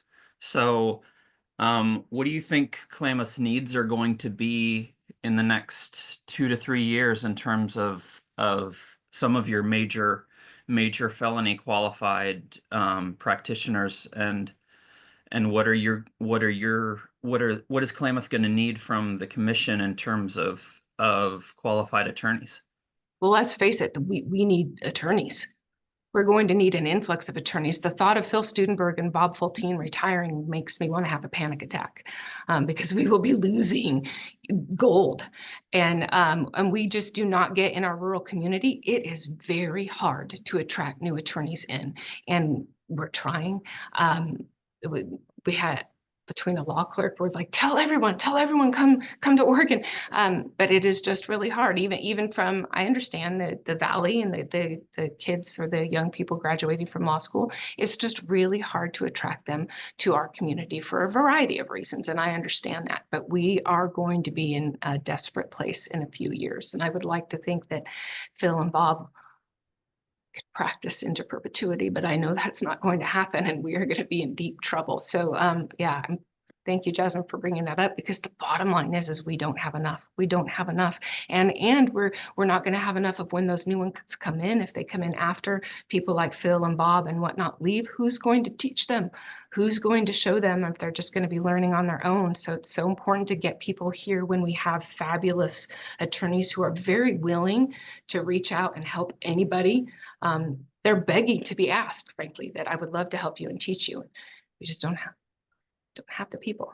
Right. And each of those attorneys, Judge, all those attorneys have maximum caseloads right now, right? Yeah, they're at capacity. So right. So we've got 4 to 5 attorneys right now with maximum caseloads that are probably going to retire in the next 4 to 5 years. And so we've got upwards of 300 clients that are going to need a attorney. So okay. Exactly right. Thank you, Judge. Great points, great questions. Thank you. Anybody have any other questions, comments? I have a question. You might not be able to answer it, but I'm just curious. Since your DA's office has been understaffed, have you seen an increase in, for lack of a better way to put it, crimes that haven't been addressed? So I'm wondering, I mean, it's kind of a weird way to ask it, but I'm wondering if when the DA's office is fully staffed and they start charging the way that you would expect them to charge if they're fully staffed, do you think that's going to increase public safety? In other words, have you seen a decrease in public safety with an understaffed DA's office? And I'm thinking about this, I'll tell you the context of my question. I'm thinking about it in terms of alternative treatments for misdemeanors and things like that on public safety. That's really kind of the overarching thought that I'm been percolating for a while. I mean, do I know that that's happening? I probably don't. Do I feel like that's been an issue? Yes. You know, we have a complicated issue with it's the whole system, right? Our jail, we can't hold people, and it's this circle of challenges that we have. But yes, I think there's been an issue of safety, and it doesn't take long for people in our community to figure out what is and isn't getting prosecuted, or what you are and are not going to jail for. And it's an issue. I'm hoping that we all get on the same page now, that we have some more staffing, and then the attorneys are working together. I still think some alternative court, and we've had some creativity, which I sincerely appreciate from some of the deputy DA, and if I get a really good attorney doing arraignments that day of people that are able to recognize those lower level cases, or these cases that we can handle on the spot. And I've had those attorneys step up and be, hey, I'm willing to step out of the room and talk to this individual really quick, and we can get this taken care of. So I do have cooperation like that, and I'm always encouraging the attorneys to work together, and they do a really good job. But not enough that we need. If that makes sense. All right, I appreciate that. Other questions, other comments? All right, it doesn't sound like it. We really appreciate your time. I appreciate you taking time out of your lunch to meet with us and give us some ideas. And that really is very helpful. And I mean, the big thing, of course, is that your county, although you may be keeping it together for a while, you're in that position. Like a lot of our rural counties, you lose 1 or 2 practitioners and it becomes a crisis. And so that's Absolutely important for us to know and think about in terms of planning and to talk to the legislature about that. Yeah. So thank you. You're very welcome, and thank you for your work, everybody. Take care. Thank you. All right. Okay, so moving back to our next item, which is OAR and OPDC policy briefing. Hello, Chair Nash, Vice Chair Mandenberg, Director Campy, and members of the Commission. I'm Heather Kessinger, the Senior Policy Analyst with Compliance Audit Performance, and I'm here with... Good morning, Jennifer Bell, Rules and Records Coordinator for the Commission. And we're here today to provide an update. I'll wait for a slide. There we go. And so we're here today to provide an update for how the policy team has been working to restructure the organization of how we manage our policies, our processes, our procedures, and rules to be more efficient in our daily operations for our division. Mara, may I go to the first slide, please?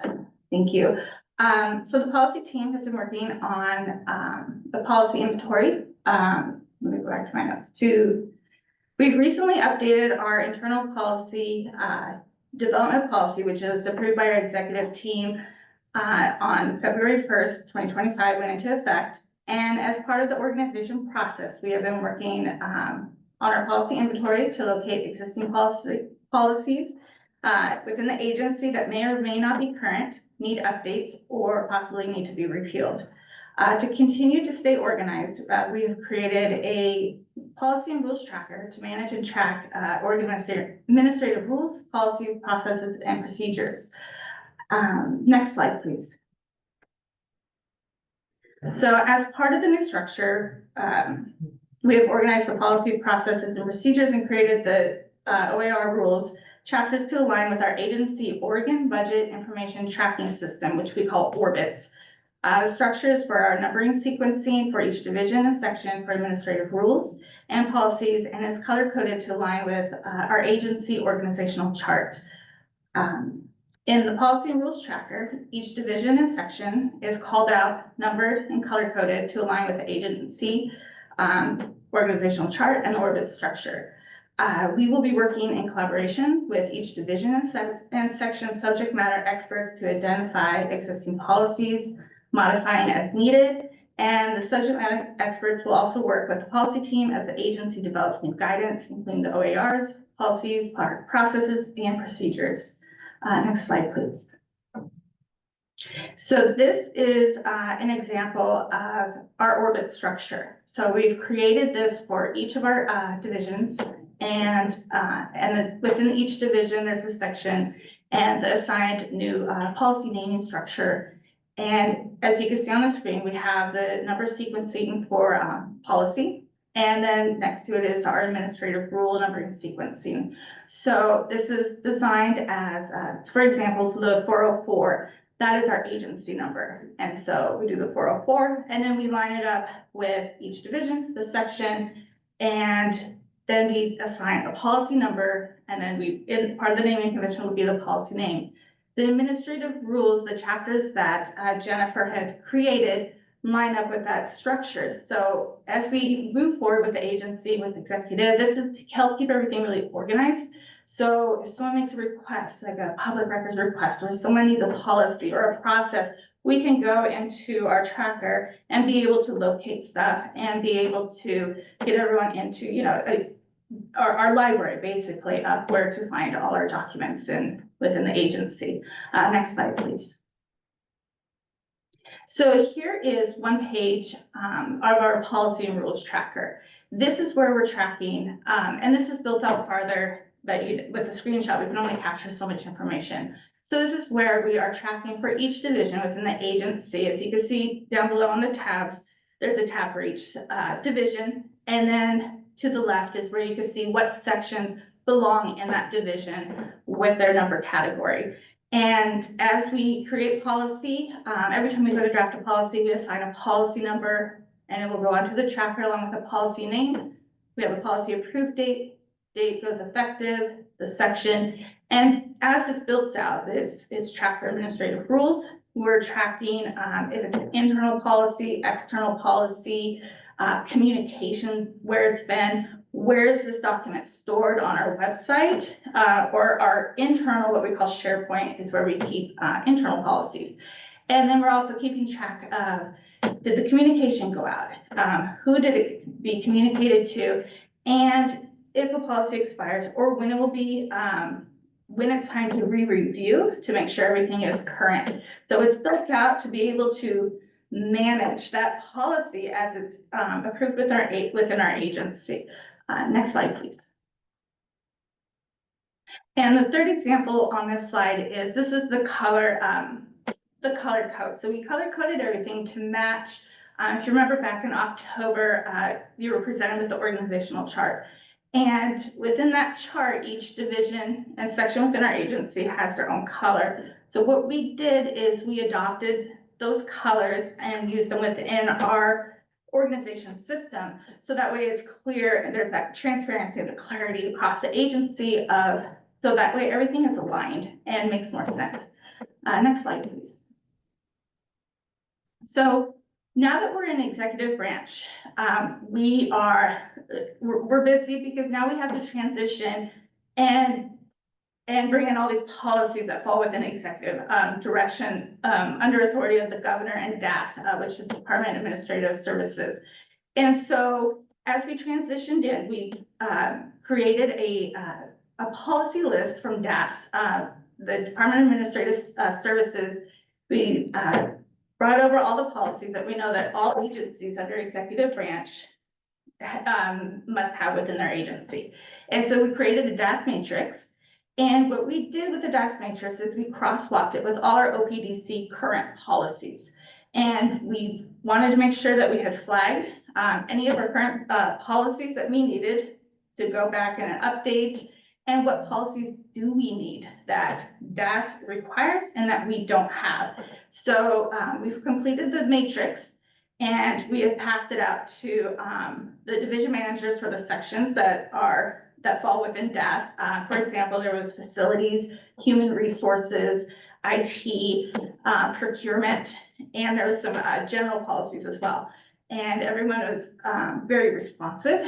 And so our policy team did the first QA review, flagged everything that we need to go out, provided instruction, and then submitted to the team for them to review. Next slide, please. Here is an example of what our matrix looked like, where we pulled all the DAS policies that are required and where we had cross-checked them. Of course, this is built out more where there's some, checks and balances and verifications included. But what this did was determine what policies that we could just adopt. And so we don't have to go and write or amend. Which ones are we able to adopt and implement? And then the next step was which policies that do we have in place? We compared with the DAS policy to determine if we need to amend and modify to make it more current. And then the third phase of it was identifying that we don't have the policy and we need to adopt the DAS policy, but we need to maybe modify it, amend it so it actually fits our agency. So we call those the amended to fit OPDC. And so there was the three buckets of work that we reviewed on those. Next slide, please. So out of that work, just last week, we went to the executive team and we were able to adopt 45 of the DAS policies. And like I said, this is human resources, facilities, IT, and I probably missed one thing off the top of my head, but we were able to adopt 45, which we'll be implementing and they will be in process. We were able to identify 26 OPDC policies that do need to be amended to align with DAS and our new system, the orbit structure. So they need their divisions and sections and numbering sequence updated. And a lot of these are about 2 years old, so they are it is time for us to go in and review them and make sure that they are current. And the next number is 47 DAS statewide policies have been identified. They're not OPDC policies, but they do need to be amended to fit OPDC. So we do have 47 that they have been reviewed and they have been submitted to the policy team, and we are preparing those to bring to executive team for review as well. So those are our next step in process. Within that DAS cross-check, there were 7 Oregon administrative rules that we have under review, and there is 1 DAS statute that we are reviewing as well. Next slide, please. And so as part of that process, as I said earlier, when we started, we just updated our policy development policy and really restructuring how we review, our policies and create our processes and all of that. And part of that process is we have created what's called a policy project request form, which we will be implementing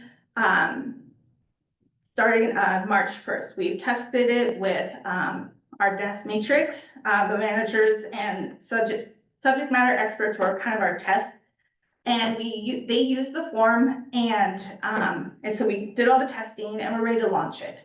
And so we're going to be moving forward using a policy project request form where people can submit their request for a policy, a rule, process. And when we receive it, we're going to it comes onto our tracker where we're going to be reviewing those and prioritizing them between the policy team and leadership, and they will be prioritized with considerations such as cost, current agency priorities, and scope of impact. The policy team will be working with the appropriate subject matter experts to draft the policy and carry it through internal processes. And the policy project request form, will also be used to submit for requests for rules. And like I said, processes and procedures. Next slide, please. So here's just a snippet of what our form looks like. So when people go to submit, we're going to ask who's the requester, the division, the section, what is the type of project, what is your time frame, who are the subject matter experts, and then we ask the questions. We request a description. Why is this needed? Who are the stakeholders if it's external and there's stakeholders involved. So we try to cover as many preliminary questions so that way when we go to review to prioritize, we have a good picture of where we need to prioritize the need for that policy process or rule.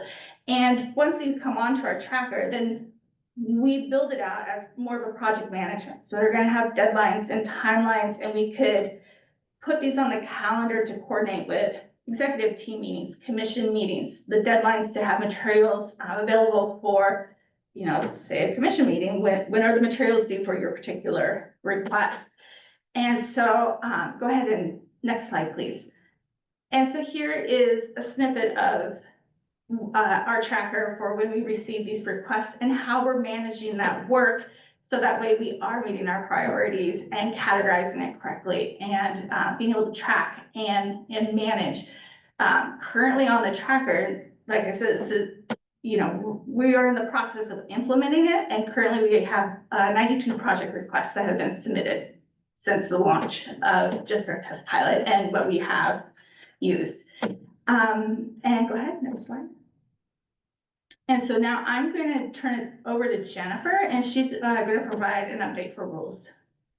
Good morning, thank you. So rules have been kind of a breaking news topic this week.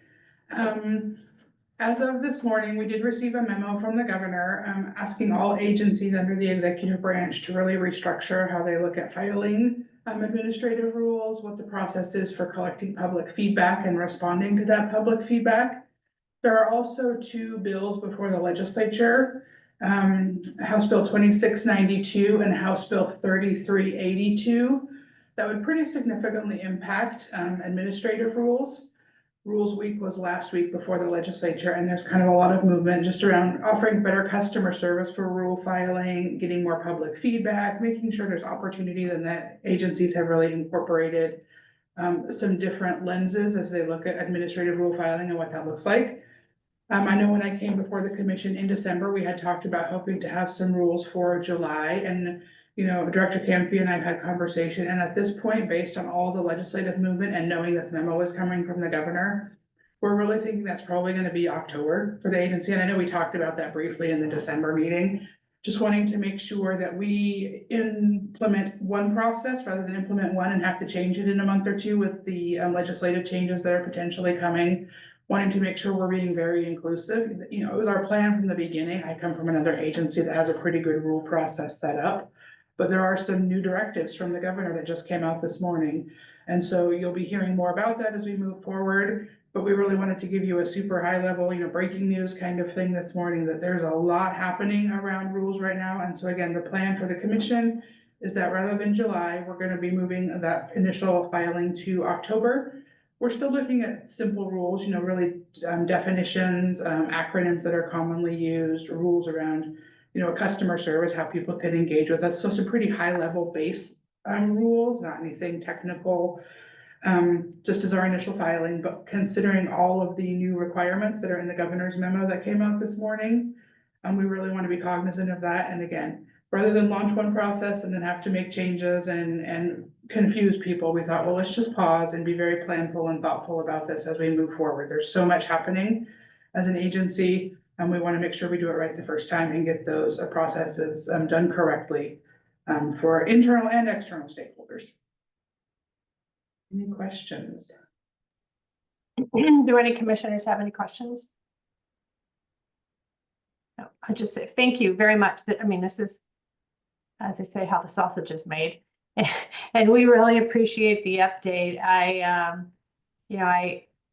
being a lawyer and looking at OARs all the time, when I saw your spreadsheet of all the OARs and the classifications, I was like, yay, look, we have actual numbers and classifications for each division. This is super exciting. So I appreciate your work. It's very tedious, but very important.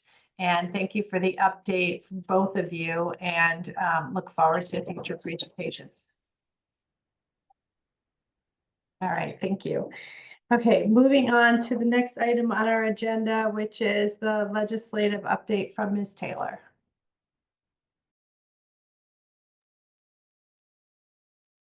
Hello. So I have the legislative update. I've been trying to keep you guys informed with weekly emails. And so I just kind of wanted to go over the things that I've already sent you in case you haven't seen them. We provided a presentation to the Judiciary Committee just on an overview of the agency. I attached that to an email that was sent out, but if anybody would like to see that, I'll have it here available. We also later gave a presentation to the Public Safety Subcommittee about the unrepresented crisis. That was also OJD, and the DAs also gave a presentation on the unrepresented on the same day.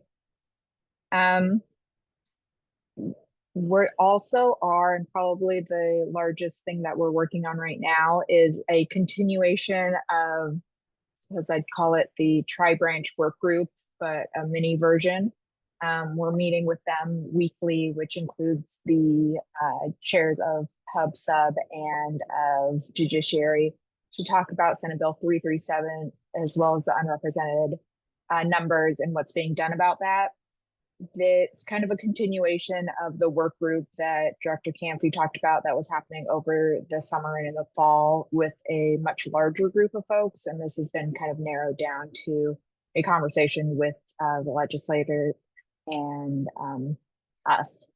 So in that, we're providing monthly unrepresented reporting, which is a new structure we've sent out. We sent out an initial one back in the end of December, early January, and then this month we kind of finalize that structure. So we are sending out unrepresented numbers specifically about those top 6 counties. And in those numbers, we're providing information like the overall numbers, the MAC utilization, as well as cases that are being taken by our contractors, then the cases being taken by the trial divisions, broken out into those county specific areas, the numbers of Burt chart assignments that are happening, and the number of FIP cases that are being taken, as well as attorney attrition in those areas. And then we're also providing kind of an overview summary of what's happening in those specific counties. It was pretty well received by the governor's office. We got some good feedback on it. And I also really appreciate, I've got some provider feedback and outreach to them. I think it's going to be stronger this time around. Again, this is a new process. But we were able to incorporate some of the things that they're seeing on the ground.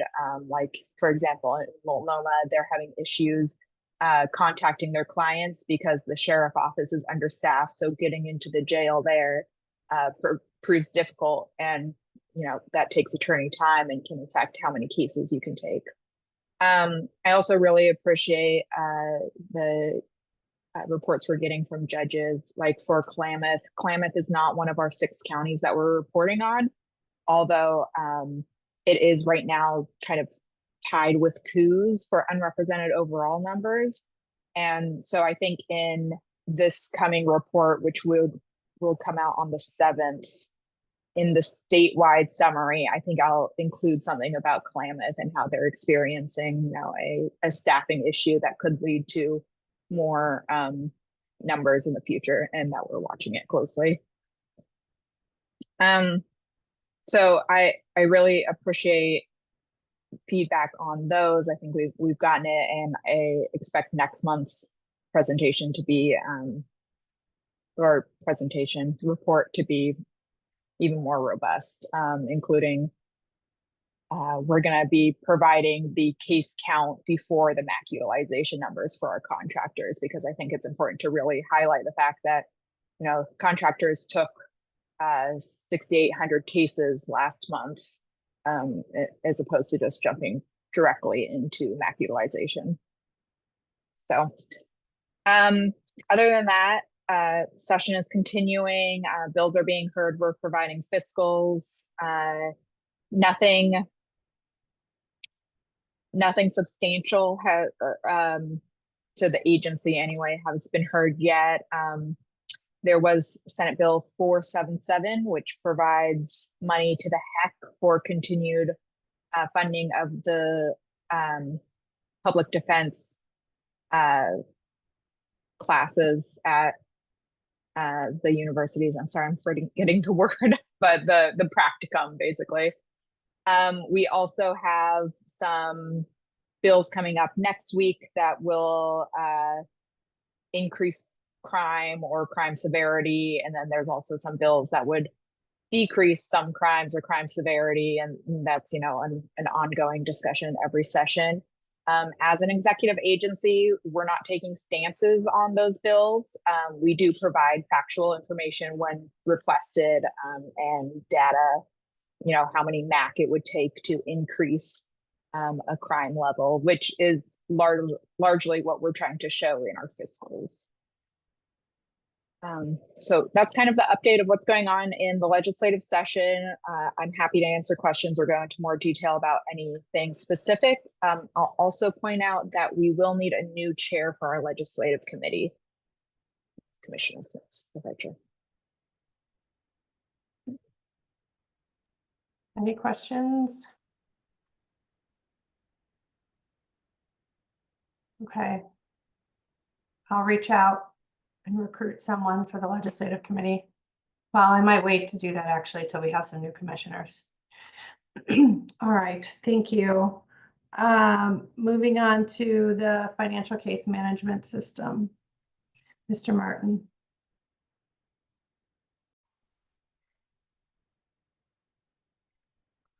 Hey, good afternoon.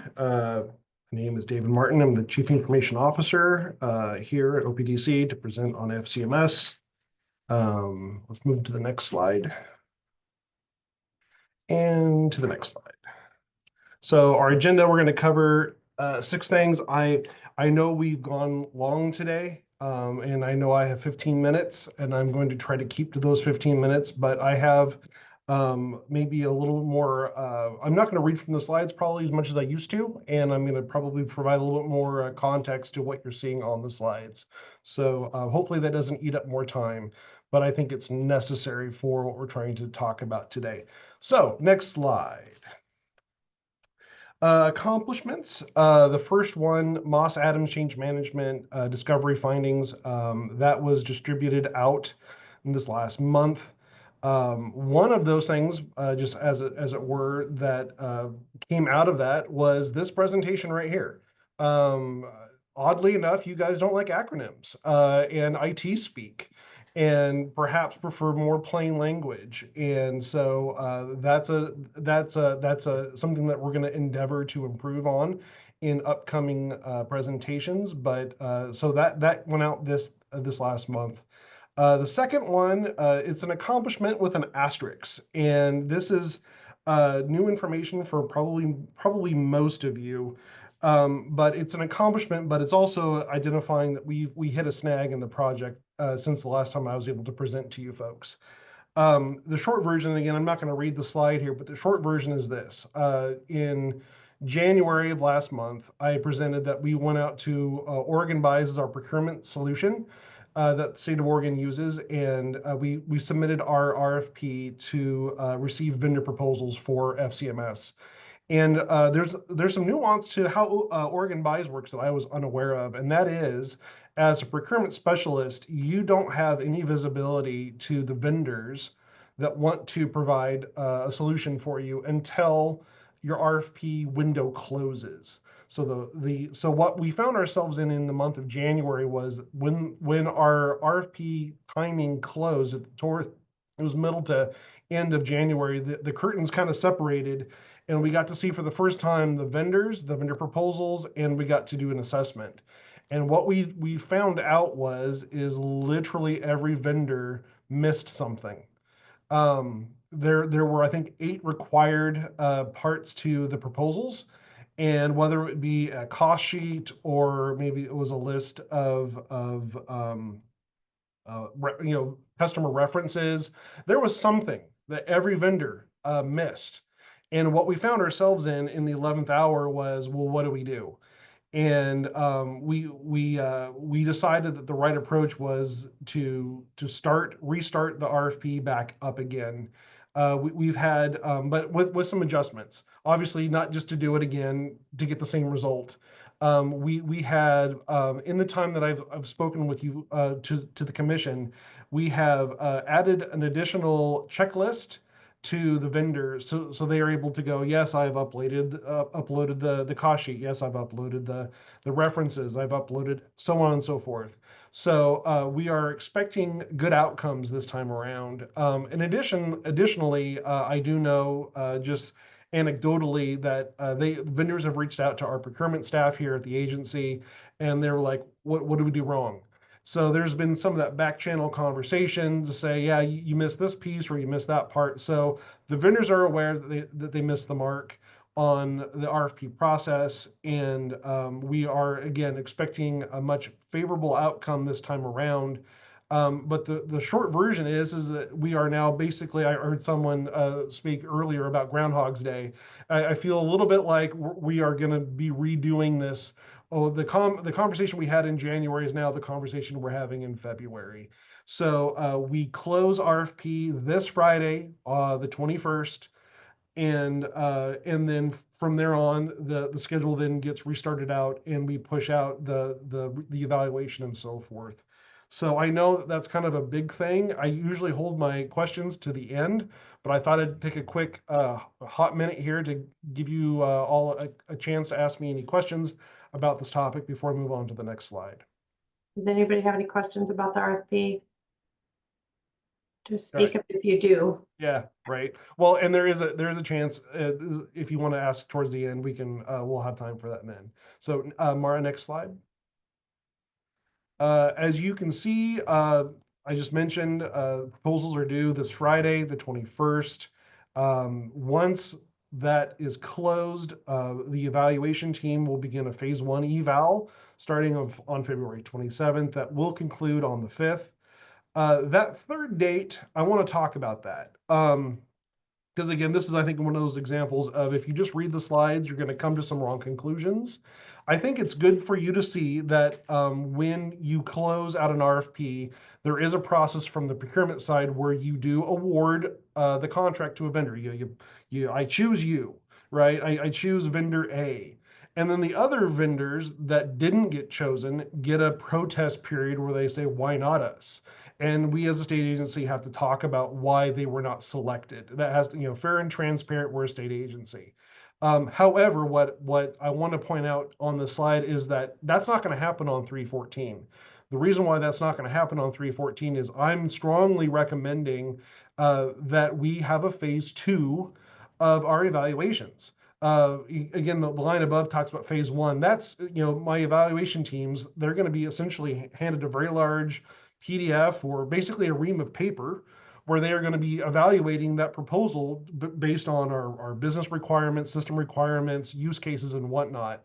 And they're going to validate that the proposal will meet those needs. But what it doesn't do is it doesn't talk about how it does it.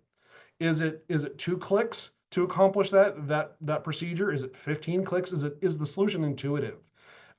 We need, once we get the vendors down to a smaller number, we need to do demo evaluations. We need to be able to look the vendor in the eye, ask tactical questions, and really go over the right solution for this agency and for the state of Oregon. So what's not on the slide that probably should be is phase 2. What that looks like. So more to come on that, but I don't want to give you guys the impression that 314 is going to be determining of an award of a vendor, but that will be something that happens, but later in the process. Moving on to the next one. Again, yeah, sure. Risk governance, for the sake of time. We have 5 risks. I really just want to talk about 3, but I'm showing you 5, so I do want to talk about why we're not talking about 4 and 5. But risk 1 is has been discussed at length in this meeting today, is we have transitioned at the judicial to the executive. There are some different rules around procurement that we have our eyeball on. I will reiterate for the record that we have been acting like an executive branch agency for a while on this project. We have been partnering and engaging all of the right folks on the DAS and the executive side of the house. It's still something we are looking at and acknowledging that could be something that bites us, but we are being proactive about that. Change management. This is really just a call out that we still do not have a lead, a communication lead on this project. I will point out that we have a POP 101 that calls out a position for this. So that's something that we're working to help address, mitigate that. That said, there will be a newsletter. I forget if it's already gone out or not, but that's something that we're going to be building in as a regular cadence. And then number 3 really goes back to what I talked about at the beginning of this, which is we're in the middle of Groundhog's Day. The procurement schedule is going to get pushed inevitably because we're having to basically let the vendors re-propose correctly this time around, and there's just nothing we can really do about that. Number 4, IT solution concerns. I don't share that as a risk. There are 22 states that do what we do. There are private firms that need a solution like FCMS. There's large cities, counties, municipalities. There is a solution out there that is in this space that will do what we need to do. And then number 5, this was really a call out that as we were beginning this project, there were a lot of handwritten forms and manual documents that go into other things. And as we were getting further into this mature project, that what does it take to bring those manual forms into a system like FCMS? Again, I don't believe that that's going to be affecting cost or scope creep. But you know, it's on the slide, so I'm talking about it. Next slide. This is a great example of a way that we're going to improve how we communicate with you next time. This is a lot to see here about procurement, and I know that all of you folks are much more interested in what it's going to look like once we have an awarded solution, whatever that is. And I can't get into the specifics until we have specifics, but this is a procurement timeline. This is when we get to the end of completing that contract with a vendor. And even there, I noticed that the various colors represent the various work streams. What we don't show here is even a second phase to the evaluation. So I'm not a big fan of this slide, and I'm sorry. I know a lot of good work was done behind the scenes to present this today, but I don't think this is really a great picture of what you guys want to see. And we will endeavor to simplify what the procurement schedule looks like, as well as present another schedule around, as well as we can, what it looks like once we get a vendor on board, what that's going to look like, which isn't in my presentation for you today. Next slide. Budget, there's not a lot new to share here. We've submitted our application for bond funding, no new news. It was included in the governor's budget, no new news. We're still waiting on the confirmation of the 3.9 million bond funding. We have not heard where that lands today. I will present that as soon as we have information. Next slide. The status of this project is essentially trending medium risk across the board. There is, I'm just trying to pull out again for the sake of time what we may have. The bond funding again is yellow until it's green. Procurement, that first one, the procurement is yellow as we are now pushing out things a little further. And resourcing, as I mentioned, we have the POP 101 to address some roles that would really help, get more people around this process so that we have the right people in the right lanes, as opposed to having a more matrixed approach where there's people doing multiple different lanes of work. So that's that slide. Next slide. Before I get in, well, actually, I'll pause. I'll pause for questions on this, and then I want to quickly discuss about the topic of Nintex. So open for questions on FCMS. Doesn't look like it. All right. Well, I just wanted to call out, I know that that Nintex had an outage a week ago, I think for 2 days. I share your frustration. It is not a best of breed solution. It was not, the outage was not due to my staff. It was not due to OJD. It was a national outage that affected everyone that uses that solution. Really, the path out of Nintex is FCMS. And going back to what I hope to present next month around schedule, around building out whatever that proposed solution looks like, my hope and anticipation is you don't need the whole car put together before you can show what the interior looks like, for example. And what I'm hoping to do in the case of what Nintex does for our agency is perhaps prioritize that part of the solution to make that available before other parts are ready to go. So more specifics to get into once we get to an actual tool to talk about. But I just wanted to acknowledge that Nintex did have an outage, and we were at the behest of that solution for now. Well, thank you. We understand. That's why we're like, we got to get this thing in place. Right. But we appreciate it, and we appreciate you updating us, and thank you. Yep. All right. Director Camphy has some slides that are in the meeting materials and didn't have anything extra to add in terms of her director's update. If you have specific questions for her, you can communicate directly with her to ask them. But we are at 1:04, and I want to be respectful of everyone's time. And so with that, I plan to adjourn. Just a couple of notes. One is that we do have our big legislative budget presentation to the legislature the week of March Week of 17.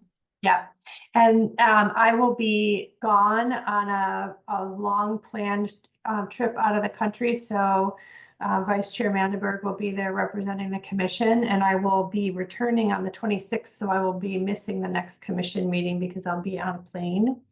And our next commission meeting is March 26th. I will work with Mara to send an email out. I'm thinking of trying to reschedule our work group to maybe earlier in the month. March 6th. So I'll have Mara send out an email about that and see if people are available. I think that would be helpful for the commission and for the agency. And with that, we will adjourn and thank you very much for your time today. Bye-bye.